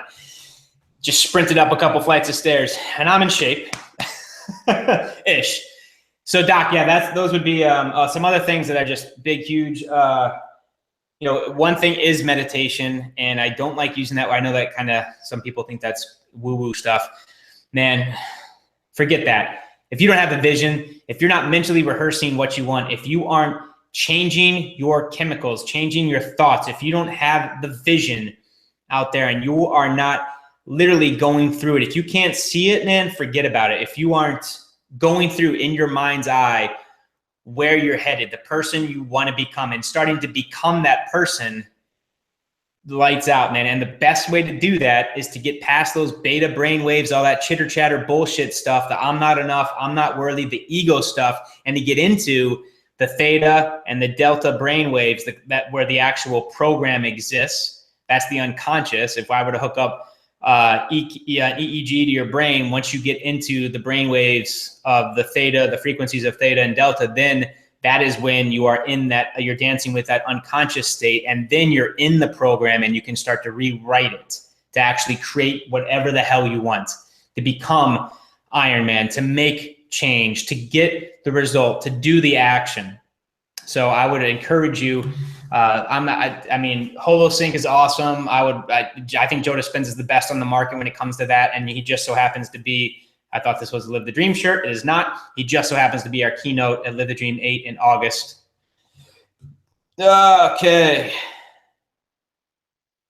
On Pillar 5, create a community. When right now you have no one, should you go ahead and create a group where they like, hold on one sec. Excuse me. On Pillar 5, create a community. When right now you have no one, should you go ahead and create a group when they feel like a community, or just put them? Oh, okay, got it. A question on Pillar 5, the follow-up strategy. Question Terry's asking here on Pillar 5, when right now you don't really have much of an audience, I guess, should you go ahead and create a group where they feel like a community, or just put them into MLSP? I would become that, Terry, if part of your culture, if part of your business is to create a private Facebook group, and you're going to start dripping value, and it may be a free value add as a bonus to your MLSP members, to your coaching clients, to people who buy your stuff, your products, whatever, I would create that right now and just set that, and maybe even no one is lined up to even join because you haven't brought anyone in or whatever that is. But here's the deal, it's not like, if that's something that you want and you like, and you can see yourself managing a Facebook group and injecting value into that group, and your audience would absolutely love, do it now, 100%. And the thing is with that, that question comes up a lot. Should I really blog? I don't have an audience yet. Should I really do videos? I don't have an audience yet. Should I really start Instagram? I don't have an audience there yet. Okay, let me say this again, and I say this every time this question comes up. You blog to get the audience. Lisa Torres she wasn't just birthed with an audience. Ryan McMorris, Steve Krivda, these guys didn't just have an audience. They built the audience. Build, engage, sell. You don't wait for the audience and then you blog. You blog to get the audience. You don't wait for the audience on Instagram to start posting. You post to get the audience. And same with Twitter. Okay, so it's the same thing with the group. If you are wanting, go out there and be that leader and start changing, because if that's, should I wait to do this? No, you should. The answer, maybe there's an exception here. But if there's ever a coaching client or someone that I'm working with that says, should I wait to create my first product? Should I wait to go speak on stage? Should I wait to write the book? Should I wait to do the webinar? Should I wait to fill in the blank? No, the fact that you're asking the question, it's in your mind, it's ready. All that garbage, all the thought, I'm not ready. I don't have value yet. Will I mess it up? Is it going to be enough? Do it. That's why it's that resistance, that fear. That's the sign from your creator saying, hey, that's where we need to go. There's growth there. And that is where we need to go in order to step into that vision more and more. So you might as well just do it now, because the one, if the 6 months down the road, the 3 years down the road, that leader is doing the things that you wish you were doing today. So why not? Why wait? You can actually start doing the things. It's not going to be perfect. It's not going to be perfect in 2 years. It's never going to be perfect. It's a bullshit standard. And what that is, Rick, that perfection, and I'm not calling you out again, man, but I want to, the ego stuff, that perfection, man, is just an excuse. That is an excuse for you to fall back from greatness, for you to fall in to the old program of I'm not enough. Oh, it's not perfect yet. No, what that is that's giving you the feeling, right, that you don't have to go out there and get uncomfortable and do the thing, which you value at some degree, and it serves you at some level to actually play the game that way, or you wouldn't do it. So getting out of your comfort zone and actually having to do the thing, right? That's maybe what we work on in those mental rehearsals. That's the type of leader we want to become. Those are the things we need to get done, right? So, yes. Again, coaching is different. There are payment plans on coaching and the retreat. Yes. Guys, please, I'm not going to answer questions specifically about coaching. Please, mlsp.com/promo. If that's where you want to go. If you want to have a conversation, learn about coaching, learn about the retreat. The retreat's coming up at the end of next month, so it's coming up quickly, and seats are filling up. There's not many at all, and that isn't like a scarcity ploy. There may be like 1 or 2 seats left. Okay, but there's a retreat and a coaching gift there and a promotion for this month. Okay. Okay. How do I get high, Torres? How do I get from 30K-ish per month to 50K per month? I feel like my income is stuck. Any breakthrough tips for this L6 leader? Oh my goodness. What do you guys think? 30 Torres wants to go from 30 to 60 grand. What a problem to have. What a problem to have. Yes, yes. Tell me, guys. Okay, let me answer this question. I'm just checking out the chat there. Okay, Torres, 30 grand to 50 grand. Obviously, if you're at 30 grand a month, you're doing something right? That's a good income. Business is good. I don't know what your like the long-term big goals are, but that's a good business. Let's get that to 100 grand a month. Let's get it to freaking, $1 million a month. Let's do 12 mil a year. The way you're going to do that, the way you're going to grow and scale the business is you're going to have to start creating processes, things that we've been learning and developing since really like our first year here, but you're going to need systems, processes, and not rely on humans, like letting the process, do most of the work. Okay. So what I mean by that is start maybe, take a look at what you're doing throughout the day. And if someone can do it as a rule of thumb, 80, 70, 80, 90% as good as you, get rid of it. Okay, get rid of it. Take a look at what has been the highest growth, margins for you, the highest income producing activities for you, and where is there pockets for some innovation? What could I do? Is there a particular webinar that sells one of your handful of products that just crushes it? If so, hire someone to do ads for you. Maybe at this point, I don't do ads personally on Facebook. I'm not saying if you are in business right now, skill you should learn 100%. There's going to come a time in your business, most likely, okay, where the greatest, the wealthiest business owners and entrepreneurs that I know are not in their back office of Facebook and figuring out the ads platform and running ads on their own. Yes, they have a part in the marketing and sales department, and they're in instant and constant communication with the traffic, leads, sales, conversions, and things like that. But you've got to think, a little bit bigger in terms of, if this isn't a $10,000 an hour job, a $10,000 an hour task, if this someone else can replace me, what type of systems and processes and automations could I put in place to start growing and scaling my business? What type of products, is there a high ticket stuff? Could I put together some type of retreat that'll boost my income X amount of dollars? Could I create some type of, continuity where I show up each and every week? Could I create, some type of mentorship program and create people, create positions and jobs and roles for people that could come in and manage this as you work on, not in, but on the business, and you work on the majors and making sure, to go from a couple $1 million a year to $10 million a year. That was a lot of that. Now to go from 10 to $25 million a year, that's even more of that. Right. And here's the thing, Torres, you've got like the jet's already off the ground, right? The jet's you're like flying at 33,000 feet. You've got something solid. Life is good. Now we just got to get it up to $40,000 feet to make $50,000. So I want you to go a little bit higher level, bigger thinking here. What is the value ladder? Are there pockets where I'm missing, in terms of value that I could add to my clients?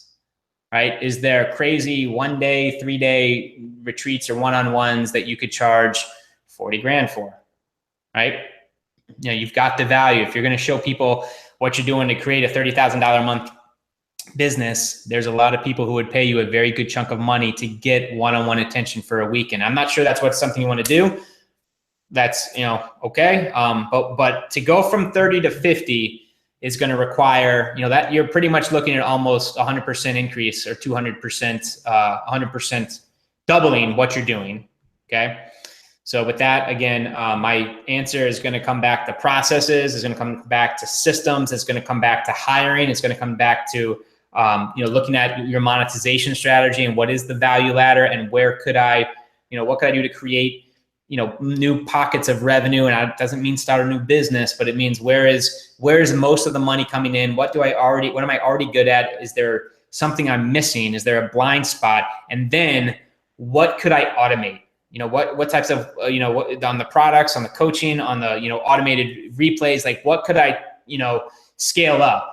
If you're doing paid traffic, if you're not doing paid traffic, you should be able to hit 50 grand a month super fast by building and engaging your audience on Facebook and going to what's making you the most money. But if you are, it's just a matter of dialing in, you may be hiring a copywriter and taking a look at your funnel, and then an ads specialist to give them maybe you don't even need to give a whole bunch of money up front, but you give them a cut so they're incentivized, a cut on the margins. It's all sorts of conversations like that, but it definitely is getting clear. Don't worry, Torres, if I had a conversation with you, and maybe we should, when you hit L6, I definitely will have a conversation with you pro bono. And that, it really comes down to scaling 100%. And yes, so that would be my answer to automate teams, systems, processes. And last tip, guys, and this goes for everyone, and maybe your business isn't at 30 grand a month and looking to go to 50 grand a month, but I hope you're getting value from this answer is, oh shoot, I just forgot it because I was looking at one of those questions. Hold on, Torres. There's one other tip I wanted to throw out there. What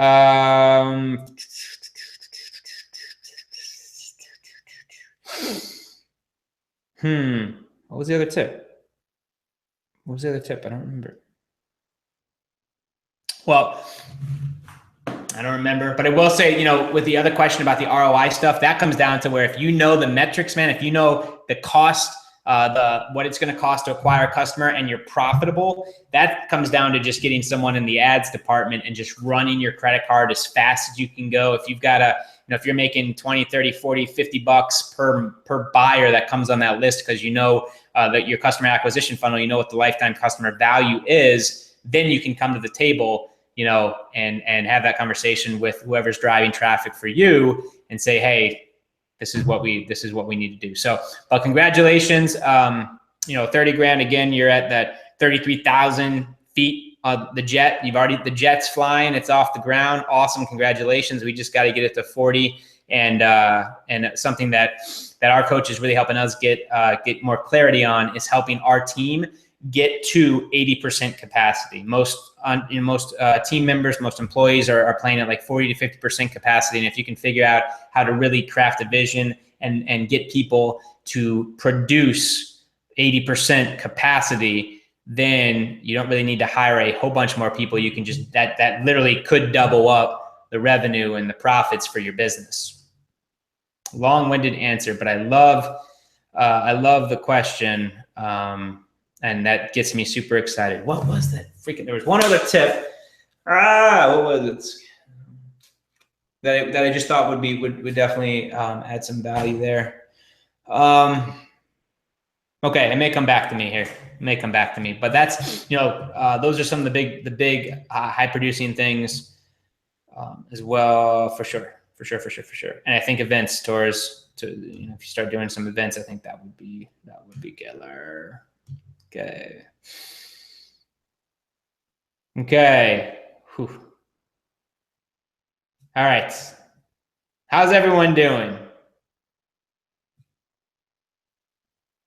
Everyone good? Okay. Will there be a LinkedIn training? Cool. James, I don't know. I don't think, we definitely know our coaches' strong suits, and I don't think any of the coaches right now are like their bread and butter specifically in LinkedIn. But we can certainly, there isn't right now a system campaign to give away that trains on LinkedIn. We can certainly get that in place. I can write, jot that down. I know LinkedIn, a lot of people, obviously professionals, they're professionals on there, great source to get prospects and qualified people to talk to. I don't think we have LinkedIn there, but that is definitely something we can check out. Okay, if it's my ego, how the hell do I get past it? How the hell do I get past my ego?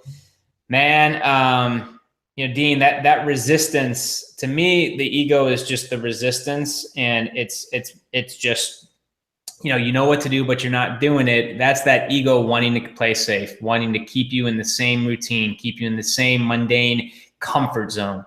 The ego's enemy is the uncomfort zone.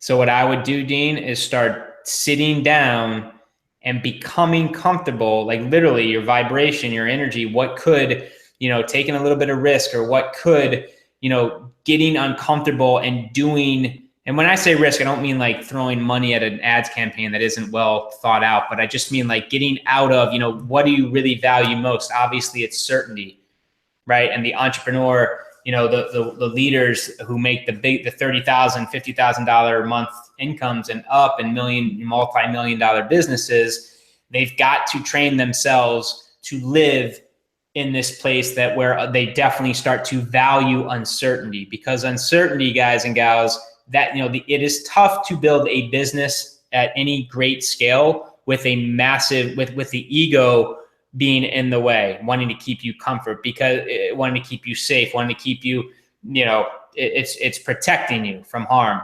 And business is scary, man. The line there is not a point A to B straight line in business or in life. And it is going to require you getting uncomfortable. It is going to require you facing your demons, your unlimiting thought patterns, the beliefs that you've been, telling yourself for years and years. And the way to let go of that ego is to get into those unconscious brainwave patterns and start changing your energy. What would be the opposite? If I wanted to get rid of my ego, for you, Dean, it might be something else, but what would be, if I wanted to, and the ego isn't bad all the time. It's if you put your foot on a coal, man, the ego wants to protect you. So it gives you, hey, is that really a smart thing to do? Sometimes it actually does serve you, right? But, or a hot stove. But really, if you wanted to overcome that, what I think that we need to work on is to really visualize what it could feel like to actually become and stay in an uncomfort zone, to actually sit and to change your energy, to get clarity on maybe what is, if an example is maybe creating a blog post or hosting a webinar or writing a book or speaking on stage, if there's fear there and it's keeping you stuck, a total lock, and it's restricting you from building your business and stepping into your greatness, then you've got to start dancing with the antithesis of what that could be. Start looking at, start getting into those unconscious brainwave patterns to start changing your belief around the things that you look at, and there's fear there. And it just, instead of, and here's the other thing with fear, man, is that for me, when I feel fear, it doesn't shoot me away. For me, I've conditioned my body and brain that when I feel fear, that's the sign. Like, that's where I need to go. That's where the growth is. That's where, for me, I know that if I'm going to step into that vision of what we're building here in 2017 with MLSP, I know that I have to stretch. The numbers, the things that we're going to be doing are uncomfortable for me. And I know that when things pop up and I get a little bit of fear, or there's a little bit of hesitancy, or an old program or an old pattern, or I feel some resistance popping up, I just take a step back and I start separating myself from that feeling, that thought, those old programs. And I remind myself of where I'm headed and who I want to show up as today, and who am I going to be, and who am I going to, if I really want to serve my audience at the highest level and step into that vision and be committed to that, what do I need to do from here, right? And start changing my energy. You want to change your reality, you got to change your energy that's attached to it, right? So to start becoming what fearless could feel like, start becoming what courage could feel like, or guidance, or love, or gratitude, to where you can actually feel empowered and confident enough to take that step. And there's still going to be fear there, but you condition your brain, you get to a place where you feel it and you're still going to do it. You feel it and, okay, cool, that's the sign, right? And it doesn't happen overnight, but for me, the ego is really doing some deep inner work on what is keeping you stuck, what patterns and programs are not serving you, what has been controlling your life, your decisions, and how do we get in there and change some belief patterns and change some values and change some rituals and change some home bases. And what if home base for you, man, what if home base was just passion and fire, and you loved the adventure of it, and you loved, stepping out of your comfort zone, knowing that all of that was going to serve your vision and get you into that quicker and actually become that person. If you have a vision that will, like, literally that you would die for, a vision that would just that lights you up, that you are so committed to, your brain will break, your ego will break if you start, really getting into the neurology, into the core, into your DNA on who you must become in order to get to the vision, because it's life or death for you. Wow. All right. Cool. What's up, guys?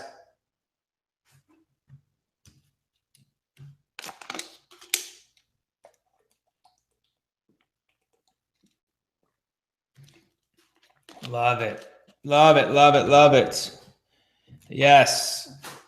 Gratitude and love, guys. And yes, that's a big deal too.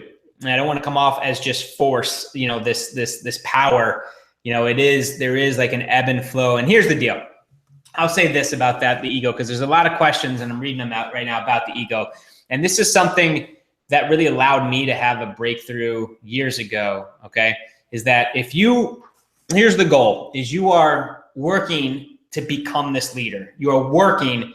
There are hundreds of people on this webinar, a few hours in. You are in this, man. You are working to become this leader, to create this vision, right? You've got this perfect, this leader you want to step into, this business, this lifestyle, the options you want to give your kids, the money, the philanthropic endeavors, the charities you want to give to, all of it, right?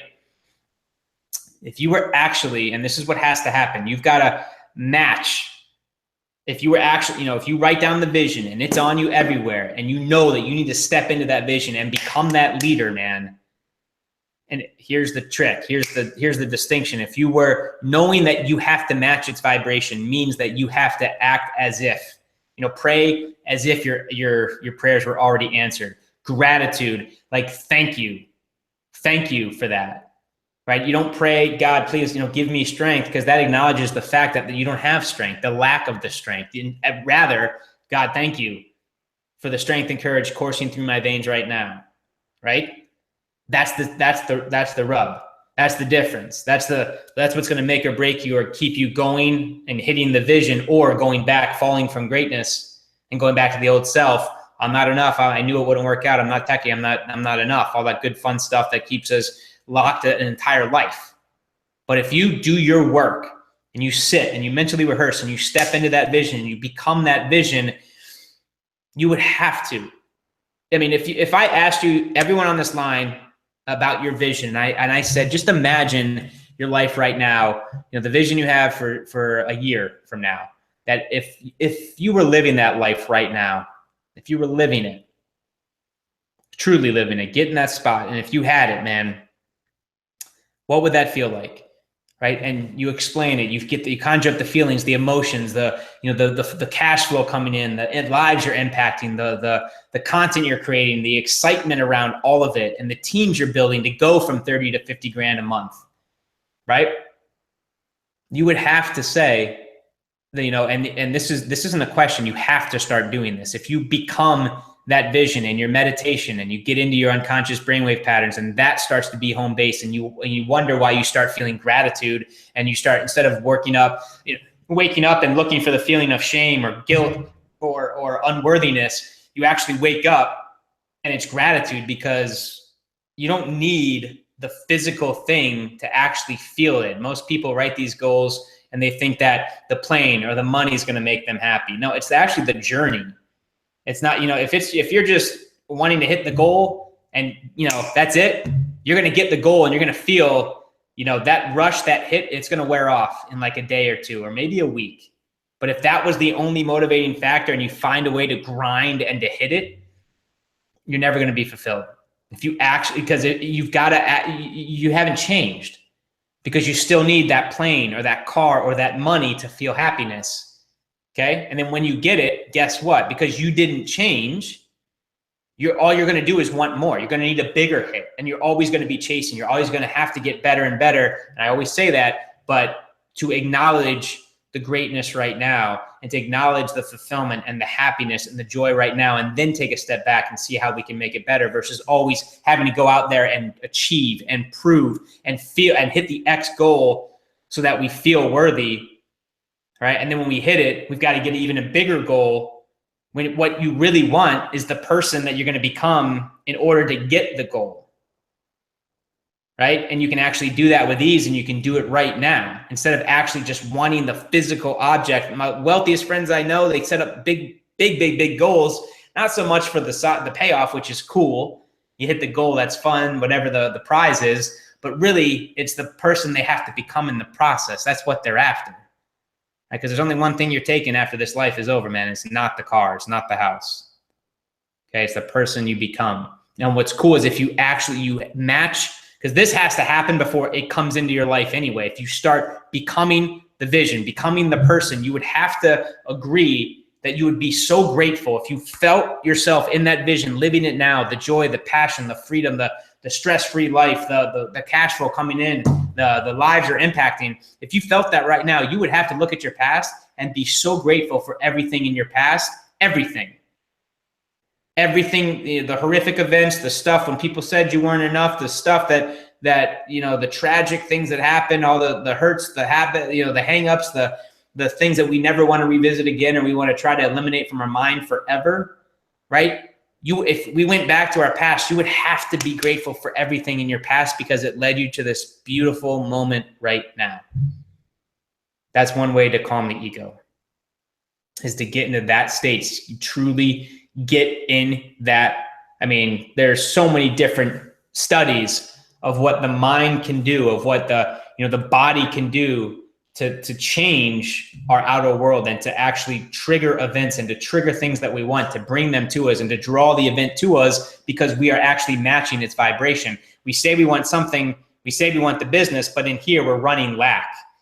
In here we're being, we're doing broke. We are, we're this feeling of unworthy, this feeling I don't have value, but we say we want the business and the freedom.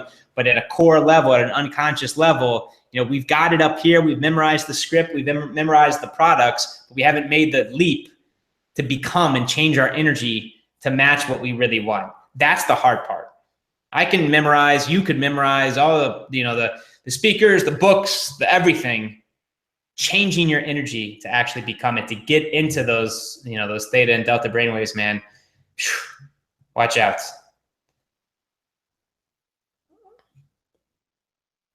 Does that make sense, guys? That was a lot of stuff here.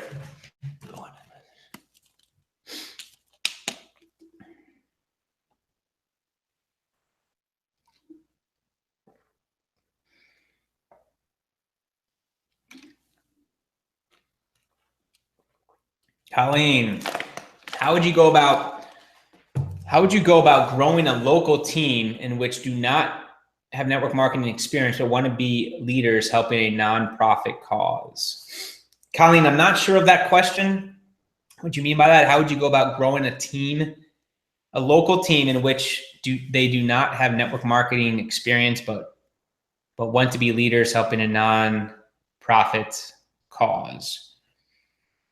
Well, I'm not sure what you want to help them become leaders for nonprofits or help them get exposure for their nonprofit and step into leadership roles. Growing a local team. I mean, you can get, local is pretty, it's even more dirt cheap, and ads you can put on Google and with Facebook, you can target geo-targeting areas. And I'm not sure exactly what, I don't quite understand the question. But whether it's local or not, I mean, locals, even if it's in your backyard, man, I would 100% start some type of meetup group. Maybe you rent out a little space where you can meet and talk about business, talk about strategy, maybe, which is great because maybe you can get your chops ready for the stage, which is awesome. Guys, the guy or the gal on stage is the one in the room that makes the most money, period. For the most part. So yeah, local, as much as you want to get involved and be involved in offline, I mean, you can drive and create marketing and ads and stuff that really target just specifically local areas, which is great, especially if it's network marketing, because then that's where the bond is, guys. If you start building a culture, if you start creating some type of offline experience for you and your team and your people, man,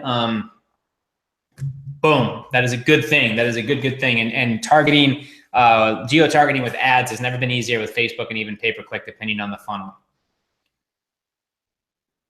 How do you uncover your why? Can't seem to find it. What advice would you give if lost confidence in doing content?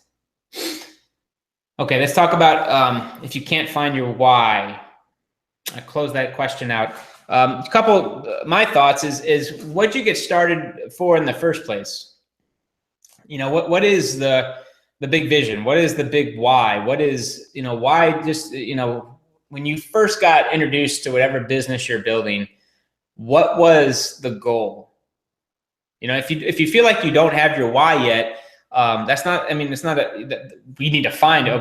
I don't want to force it, but that's not the end of the world. What is it that you want to do? What is it that lights you up? What is it, if you're going to keep saying, I don't have anything, Brian, I don't have anything, Brian, I don't have anything, that right there could be a program. You're so stuck in this idea that that's the story, that you don't have a vision or you don't have a why. And then that is the excuse that you're using as to why you're not getting results. And that is garbage. Okay. That's not discrediting or invalidating your idea that you don't have a vision or why, but do not keep running that over. First off, stop saying it. You're just affirming and reaffirming that I don't have a vision, I don't have passion, I don't have why. So stop that's a belief that we need to reprogram, period, either way.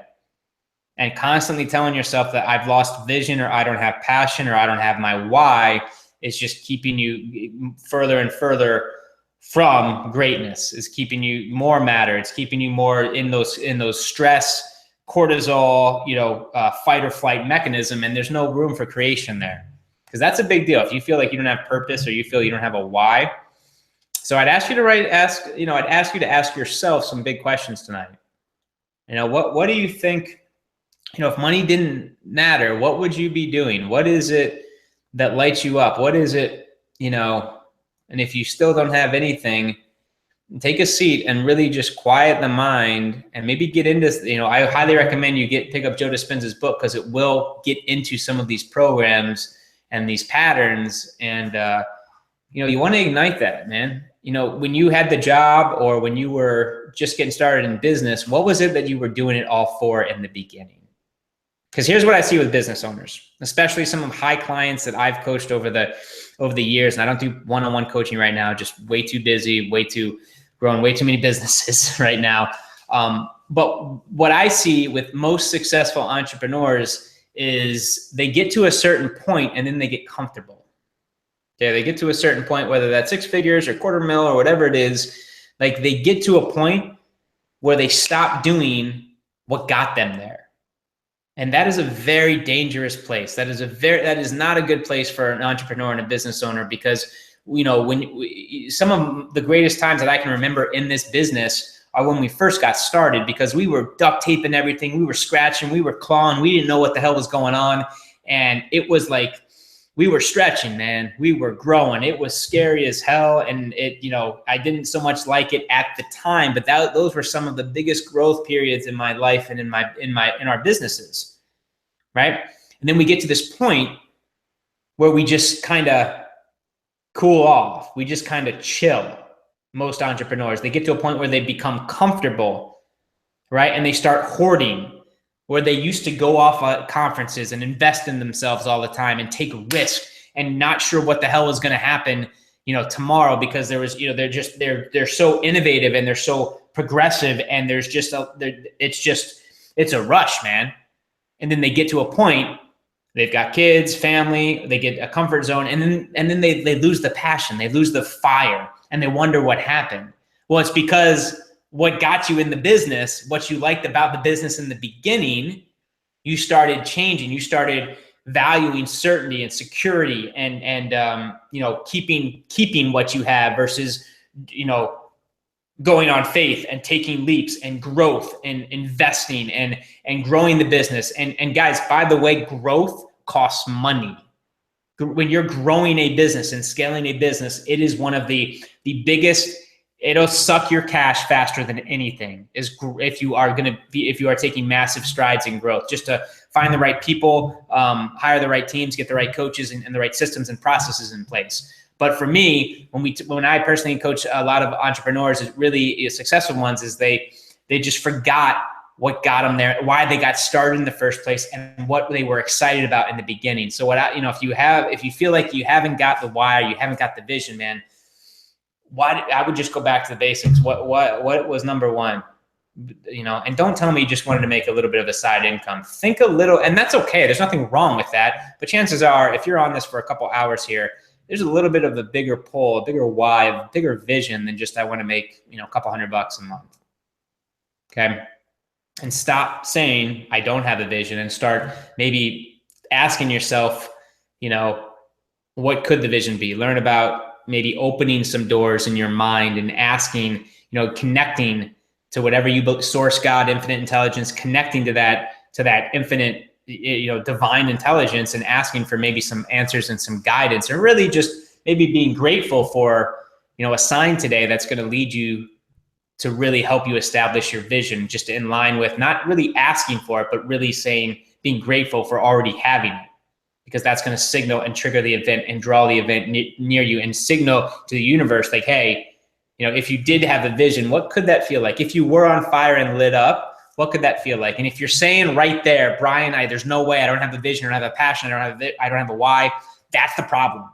That's the program. We need to lower that ego, lower that. That is a hard circuit, hardwired, neurological, biological condition program that we have been running for years, and it is home base. Stop saying it, for starters, and then get into there and start dancing with the antithesis and what the vision you want to actually create. And then when you get into those unconscious brainwave patterns, you get into the operating system, then you can actually start creating real lasting change. This is another great product if you are looking for passion in your life. Okay. This is like the leader's leader course he has. That's his best, is the product that is the most for developing leaderships, developing passions, and really making an impact with people who are stuck. How we doing, y'all? We all good? Yes. Cool. All right. Breaking the habit of being yourself is one of them for sure. Right on, Bill. Cool, man. Good. No sleep.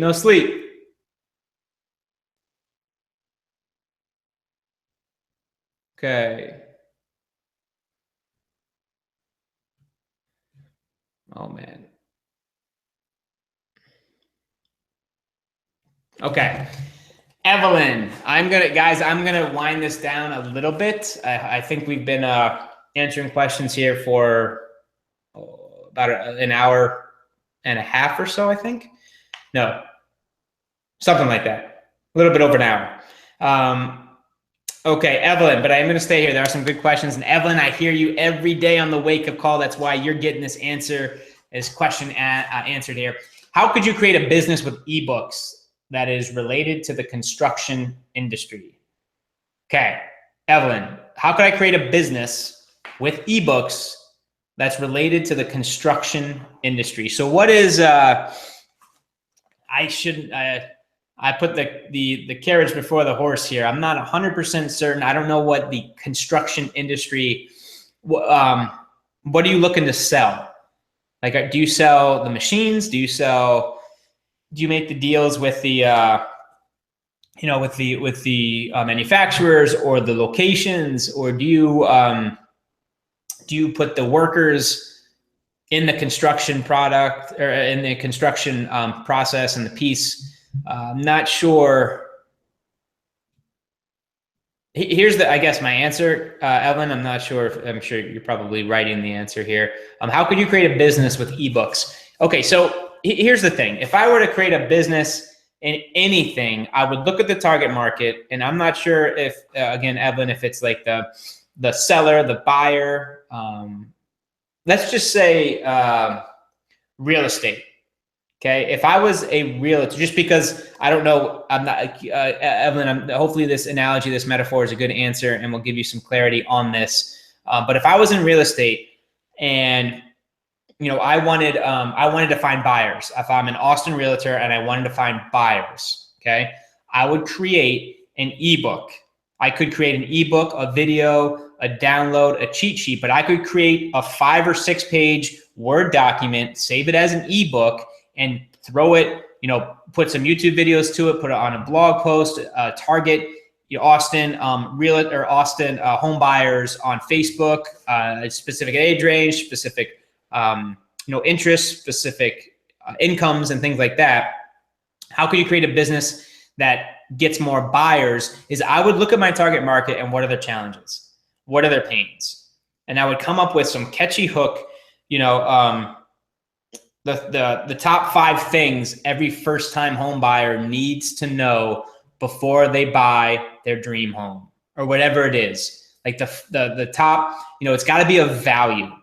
If I'm looking to buy a home in Austin and I find this ebook that says, hey, the top 7 things you need to know before you buy any piece of property or any real estate in Austin. And of course it needs to, that's just an example. The content needs to really deliver here, but that would be an ebook or a video, an ebook that I could create that serves my audience. And then maybe it might not be, first-time home buyers. It might not be, specifically to Austin. I would most definitely think an ebook around the top 7, the 7 things that you have to know before you invest in any property in Austin, Texas. And then what's neat is that could be locally based.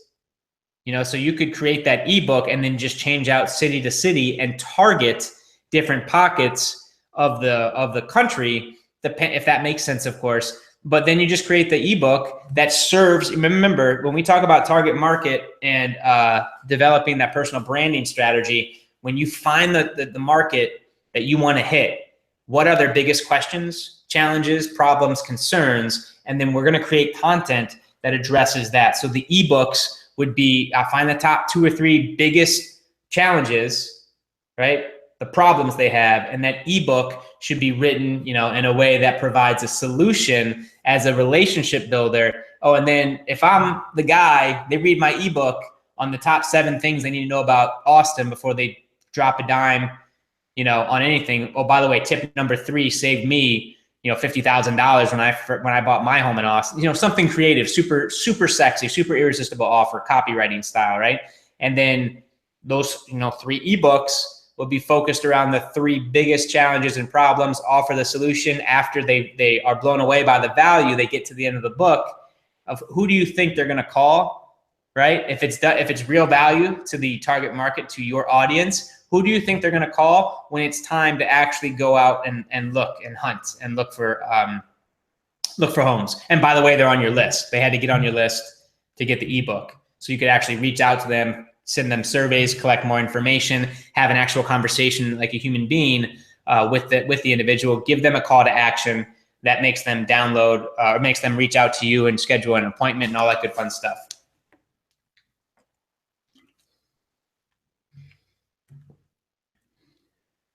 Cool.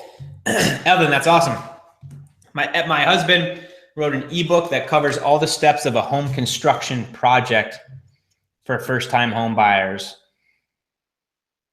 I'm not the best with home projects. So my brother he's awesome. He's made a whole bunch of stuff. So your ebook covers the steps of a home construction project.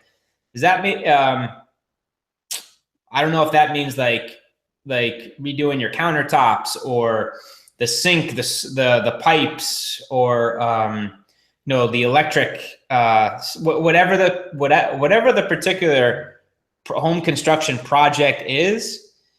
I would check out and see if people are Googling it. Is it something people are actually looking for? And, could I craft the ebook as like the solution, the things they need to know before they start ripping out their sink, or before they try and, redo their bathroom on their own, or a step-by-step thorough walkthrough of things that I don't know what the end goal is here, Evelyn, what you're selling them, but the ebook I would think should be as specific as possible to the actual construction project, and gives them tips and strategies and know-how and advice on how to do it properly.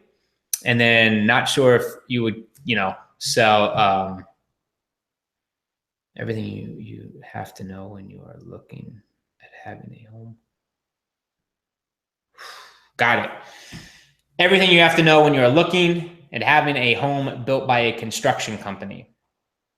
I think there you have it. I don't know what the title would be, but that if you're going to have a home custom built, right? Maybe maybe you're going to write a quick ebook that's, building attention custom home builders, or attention, or something like, the top 3 deadly mistakes that, that people make when they buy or when they build custom homes. I don't know exactly the context here. Okay, so the goal is to do seminars and teach first-time home buyers what to watch out for. That's it. Building custom, secrets, top strategies to, I don't know if you want to go for, the pain, the avoidance of pain, of course, or the gain of pleasure. You should be testing that angle in the ebook cover and the ad and things like that. But the goal is, you want to teach seminars and you want to do seminars and teach first-time home buyers what to watch out for. That's pretty much, that's the book. That's a great book. And then you would target your audience are first-time home buyers, and the ebook gives a great breakdown of what first-time home buyers need to look out for. And then, let's create that. Obviously want to sit down and play around with the copy and make it, very sexy and super valuable, and hits on, what are their biggest problems, Evelyn? What's their biggest challenge? If we're talking about, because this is a question about pillar number 4, about content creation, right? She's going to create an ebook, or she has created ebooks. So in your own business, as I have this conversation with Evelyn, run this in your mind. What type of ebooks and content are you creating that serves your audience? What are their biggest challenges and problems? And again, that ebook, that download, is a way to build your list. That's one of your audiences, and a way to start building rapport and building a relationship with them. Okay. And then, and then from that, give them a call, have some conversations. What's the value ladder? If the goal is to eventually do seminars and teach first-time home buyers, Evelyn, is there a better, that's not to say that's an amazing product, but I don't know is there an upcoming seminar in their area? Is there a monetization that you can, something you can sell and make money on right now? But yeah, okay, does that make sense? I'm going to give her a second and see if she, yeah, okay. That's cool, that's cool. Yeah, John Perez is saying a 3D rendering of how your property could look like. The best way to sell property is down here in Miami. That's awesome. I don't know. I don't know, Evelyn, if you have a service or a contact on someone to do a 3D rendering of what the project could look like. It sounds like this is more, what to look out for, or the deadly pitfalls that every buyer, every custom home, first-time custom home builder is going to run into, and how to avoid them, right? Save time, money, blood, sweat, tears, mistakes. Cool. All right. Okay, guys.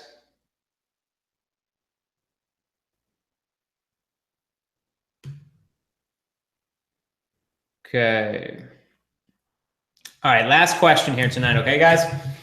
And Sean is asking, after seeing MLSP in the system, I've sort of lost the vision and vision for my opportunity. That said, That's not why we built the system, by the way. Is not, you know, we didn't. If MLSP resonates with you and you like the training and you want to share it with the world because it changes lives, it's great. But we definitely, the goal was not to have you lose sight of your opportunity. It actually wasn't designed to enhance your opportunity, to actually build it properly, right?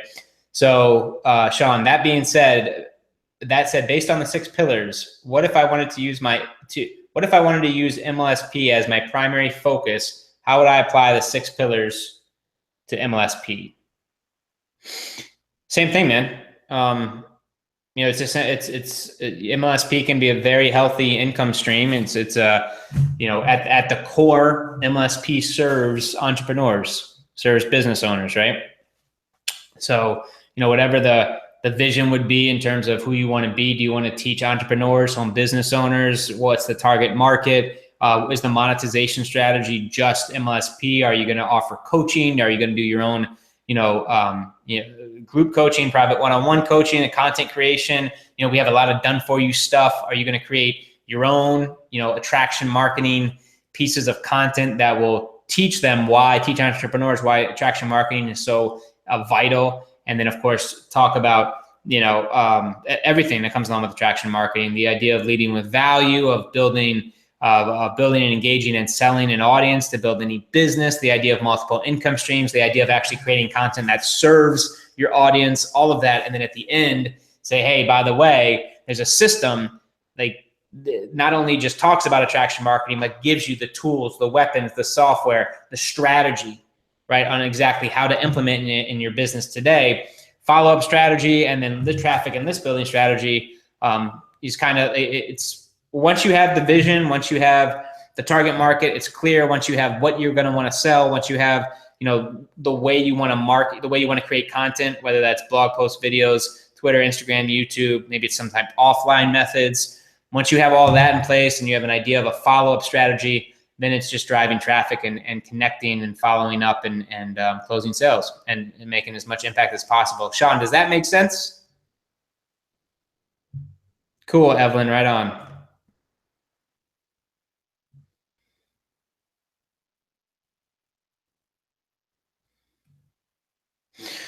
Reginald, okay, is asking, is it best to focus on one social media platform to build your brand and engage your audience, or build a presence on multiple social media platforms? My answer to this question, number one, is always going to be one, initially.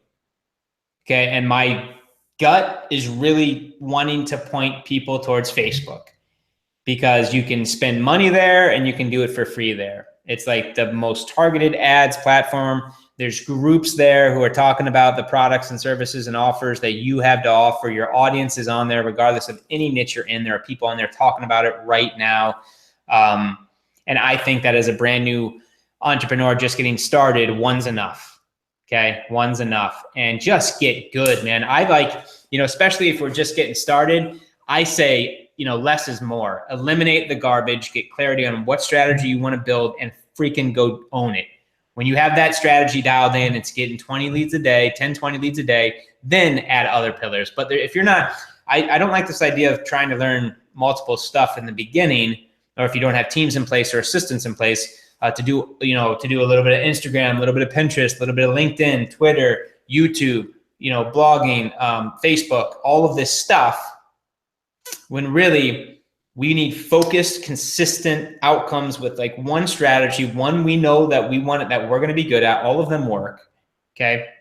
One that we're going to get excited about. We have the audience, the target market, and we're just going to become the master at this strategy, get results. Because with results comes this ability to also maybe create a little bit of product, create a little bit of cash flow, a little bit of a training that you can teach other people how to do it, get some cash coming in, coach, whatever you want to do. But my recommendation off the top of my head is one, and get awesome at it. Thomas, I already answered the vision question. I hope that was thorough enough. Yes, I mean, Jackie, yes. If I don't have a business yet, as an MLSP affiliate, will the 6 pillars be as effective? If you don't have a business yet or don't have any other products, but you're an MLSP affiliate, those, you know, if If you want to use MLSP as like the business or the revenue stream, you just got to get clarity. It all works the same. What is it? Is it in line? Like, who's your audience? Who are you speaking to? What's the vision? What do you want to actually create? Right? What is the monetization strategy? If it's just MLSP, just get clarity on that. Know the metrics. Know that you learn Funnelizer, build some of your own offers, build some of your own lead magnets. Use these Wednesday webinars to sell MLSP. We've got automated webinars. We've got system campaigns and awesome lead magnets, and just get clarity. I mean, you don't have to create all this stuff in the beginning. That's also why we built MLSP, to help you get going quickly, right? Amazing tool to earn as you learn and to implement as you go and build your brand, but ways and things you can do to share links, get leads, and get cash flow, build your business as you do it. Okay, so it doesn't really matter if that's, if you don't have a business yet, or a business opportunity. Keep in mind, when you say if you don't have a business yet, keep in mind, like, under the spirit of attraction marketing, you are the business. Okay, it doesn't, even if you joined a network marketing company or took someone else's product, that isn't your business. Your business is you, your vision, your brand, the brand you're going to create, who you want to serve, and then find products or create products, right, that audience would be interested in. And that's your monetization strategy. And then, okay, well, how can I create content that serves that audience, that puts my pillar posts, my lead magnets, my promotional content in front of my audience, right? And that's the content we're creating. What's the follow-up strategy? Where are the ads? Where can I find this target market to drive traffic, my target market, to that stuff? Jackie, does that make sense?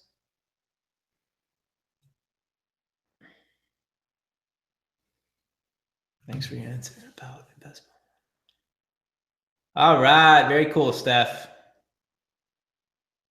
Theta brainwaves. Man, there's a lot of, how do you access theta and delta brainwaves? You can Google, theta brainwave entrancement or entrainment, theta neural audio beats, theta, study music, and find cool stuff on YouTube that I actually listen to all day, every day, and different theta and alpha brainwave technology to actually force your brain into alpha and theta at an unconscious level while you're sitting there dialing it in. And it's really helped me calm, get clarity, and stay focused. And I love it. So that's something, if that's what you're asking, that's something you can do as you work. And, pick up Joe Dispenza's book, Breaking the Habit of Being Yourself, if you want a little bit more information on theta, delta brain waves, and how to actually consciously do that, and to play with it, and to get into that state, to get into those brainwave, the brainwave lengths to get in the brain wave, to have your brain waves, the theta and delta, how to actually cultivate that and create it yourself through meditation, visualization, and how to actually get into a more theta brainwave state, which is where, that is when you're starting to, delta's sleep, when you can actually lower the brain waves and get into the slow resting on, move from really active beta state into alpha and into theta on a conscious level, then you can really start hacking into the program.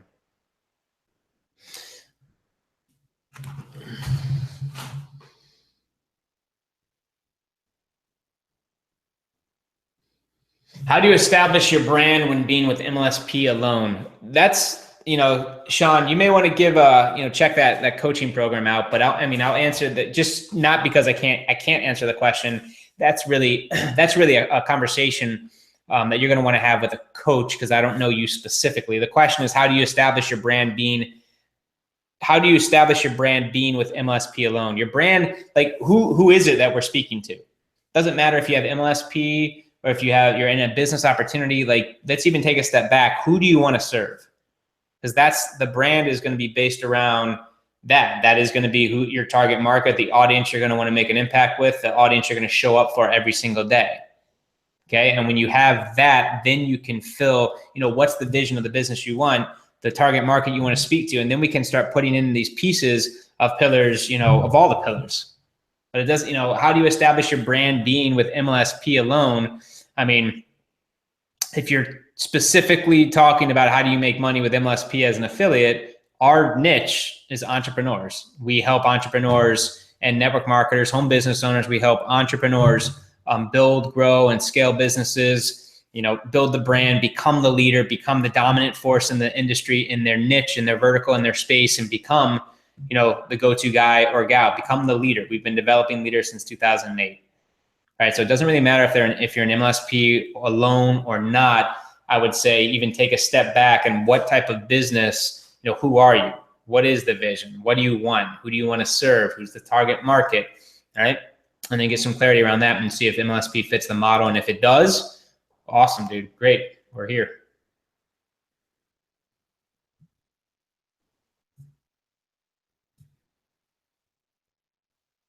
How can I know if my audience is engaged? How can I know if my audience is really engaged? When I get many likes or when they ask voluntarily for the sale? There isn't like a perfect answer. How can I know if my audience is really engaged? I mean, the goal here is, whether you're wanting to build your Facebook audience or your email subscriber audience, really your blog is kind of like the tool. You're certainly going to engage your audience through your blog, but technically, if you have an RSS feed, if people are subscribed to your RSS feed, I guess that's an audience. But certainly your blog, how do we, are people commenting? Are they sharing? Are they liking? That just comes down to, is your content, are you shareable? Are you valuable? Are you creating content that is worthy of being engaged? Are you sending out emails that are really hitting the pains of your audience? Are there really tips and strategies in there that they are going to see value in, and they want to open their emails and spend time out of their day looking at what you have to say? So there isn't like really a metric, like, is my audience really engaged? What I would do is more focus on just serving by creating the valuable content, and then connecting, if you're wanting to grow Facebook audience, spending some time on that platform and networking and growing, and maybe putting some ads on there to grow your audience, and some engagement ads to actually spark some engagement, and making sure that the quality of content you put out on that particular platform, if that's the one you want to build, is quality. So, I've heard things like, if you're getting, if you're doing Facebook Lives and people, you have like a 1% share, from people who from people who view it to the people who share it. If it's like 1%, you're killing it. I don't know if there's any merit to that, if that holds any weight. Our shares on our videos are way higher than that, but I think it's because I'm specifically telling them to share if they like it. But I think it's more instead, and I think asking questions in your audience is a great way for engagement like that. What I showed with what Torres asked on in one of the wake up calls, and just saying, hey, if I could teach you how to do X, would you be interested? If yes, personal message me or leave a comment, and I'll ping you. It's a great tool, great approach to start the conversation with the audience that you want to build.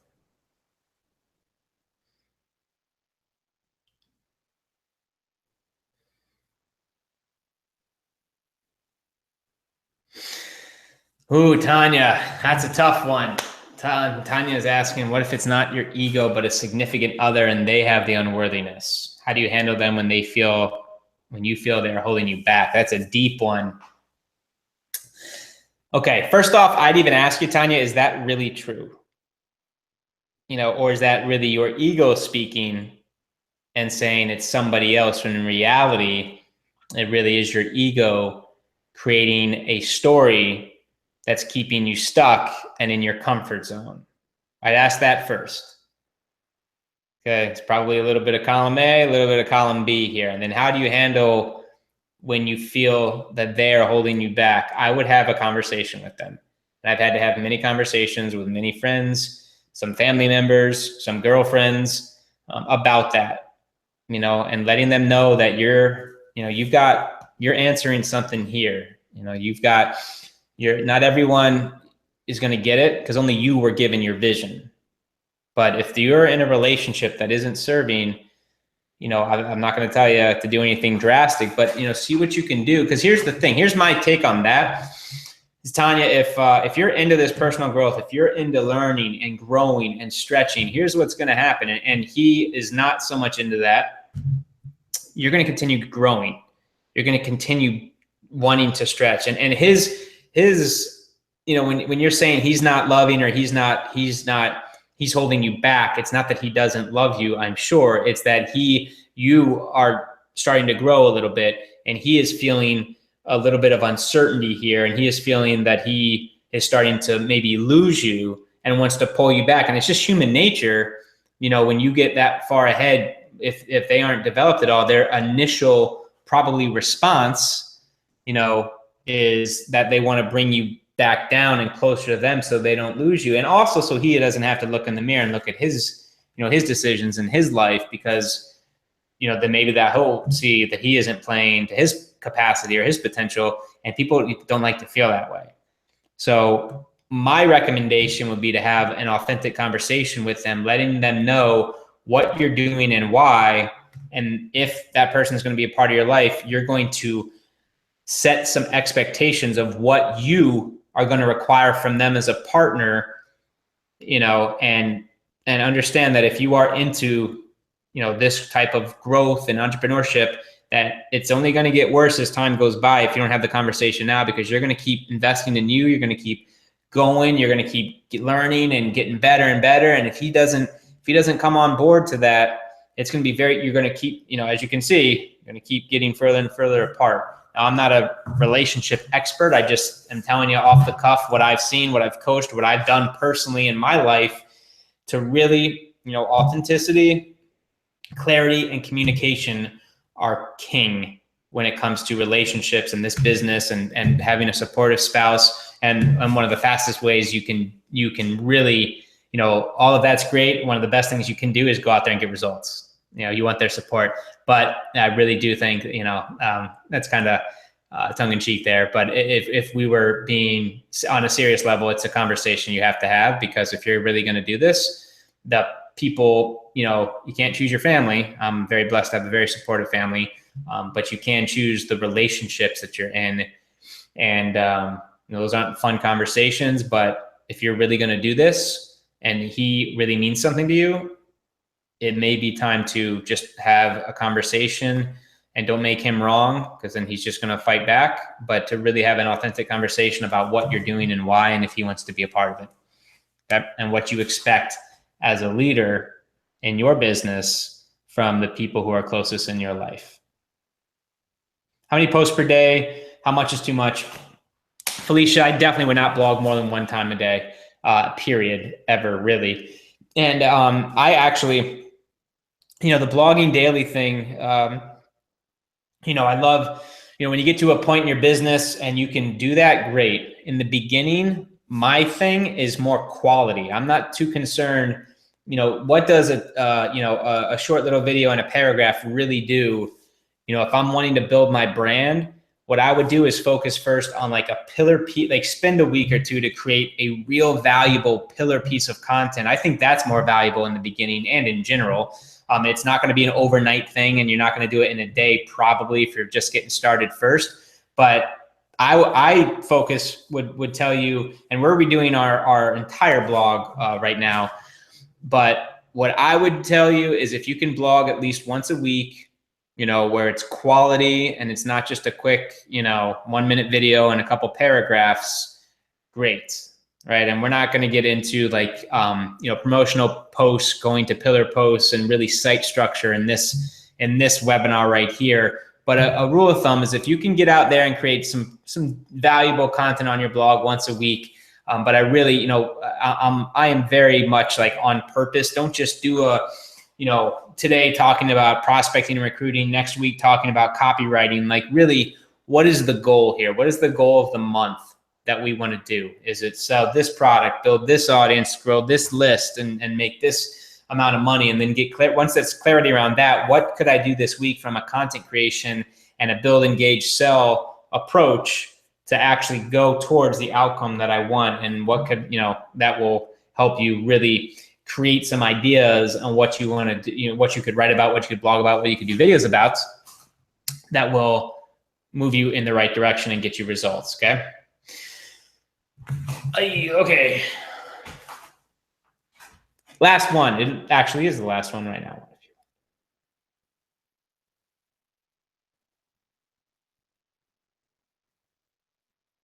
That's cool. Janet's asking, what if you want to focus on only getting affiliate MLSP affiliate sales while building the MLSP leadership while working a side job, and then after, when you quit your job and have more time, add in your MLM? Absolutely, totally cool, Janet.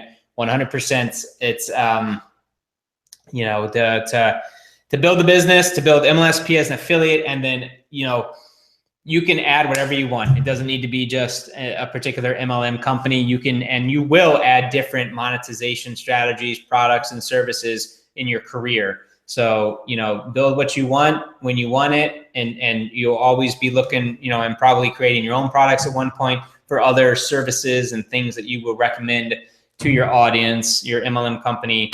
You just want to be strategic about it, and maybe you want to have a conversation with a coach on that as well, and how to do that when the time is right. But absolutely, go out there, and if you're going to serve, network marketers, and you're going to, grow that audience that way, and then at one point introduce an MLM and very cautiously, very creatively introduce that maybe you've got something going on. If they're interested, if they're open, maybe host a webinar only if they're open, or put a tag on your sidebar, or work with me tab up top in the navigation bar, and have that. That's kind of a personal preference thing, how you want to actually build the MLM business when you bring it into the model, when you bring it into your business. But you just want to, be careful on who's on your list. Treat it with integrity. These are people, and if they trust you to offer generic, network marketing training, you just want to be careful how you introduce that you have a new opportunity when they were joining your list to be generic. And there's certainly ways to do it, depending on how aggressive you want to get. But yeah, that would be my recommendation, is to go do whatever you've got now, and you can definitely add it or any other products to the monetization pipeline in the future. Cool. All right. I'm gonna go get some chapstick there. All right, guys, there are still questions. Okay. I am done. Sound good? You all good? Ryan, what's up, man? Appreciate you. Very cool. Thanks, man. Terry, good stuff. Right on. Solomon, very cool. Thanks, man. Very cool. Awesome.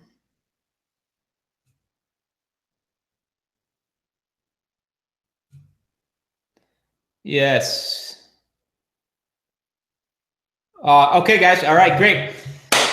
Guys, thank you for being here. It's been almost 3 hours here. I hope you guys got some value from this webinar. I assume you did. There's still hundreds of people on, which is super cool. Appreciate you guys hanging, and not just for me. They're not from an ego standpoint. We talked about that tonight, but for you, the fact that you invested 3 hours on a Wednesday when I know you've got other things to do, friends, family, other, things that require attention. And I don't take that lightly. So truly, thank you. Much love, much love as always. And we will see everyone on tomorrow's wake up call. I honor everyone who is on here for 3 hours with me, man. I appreciate you guys so much. You don't even know the leaders in this space, in this arena, when we talk about entrepreneurship and MLSP in particular. I believe, these are the thought leaders, man. They're doing stuff. They're up to big things. They're making a real impact. They're creating, they're innovating, they're making lives better. And these are, this is, in my opinion, these are the guys and gals that are changing the world. So it means a lot. This is why we built this thing. And I just appreciate you and adore you, and love that you listened to this. I know it's not always the easiest thing, but you did. You made a decision. And, entrepreneurship is not for everybody. And I honor you for staying in the game, making that decision, staying in the game, even when it got tough, because your dream, your vision was that big that you're not going to be denied. And I'm telling you, it's worth it. I'm telling you, it's worth it. So Have a great night, everybody. I'm going to push everyone to the promo page if you want to have that conversation with an MLSP Experience rep. Much love. Thank you for hanging out for the 3 hours. Keep growing. Keep getting better and better. And remember, you are the one, my friend. I will see you guys tomorrow bright and early as I continue to show up daily to serve my audience as an example of what it takes to build an 8-figure business. I encourage you to figure out how you're going to show up for your audience each and every day and be a rock for them. And you keep going, keep getting better and better. Believe that you are the one. And I'm telling you, man, the world's your oyster. Have a great night, everybody. We'll see you tomorrow at 11 a.m. Eastern for the wake-up call. Good night, everyone.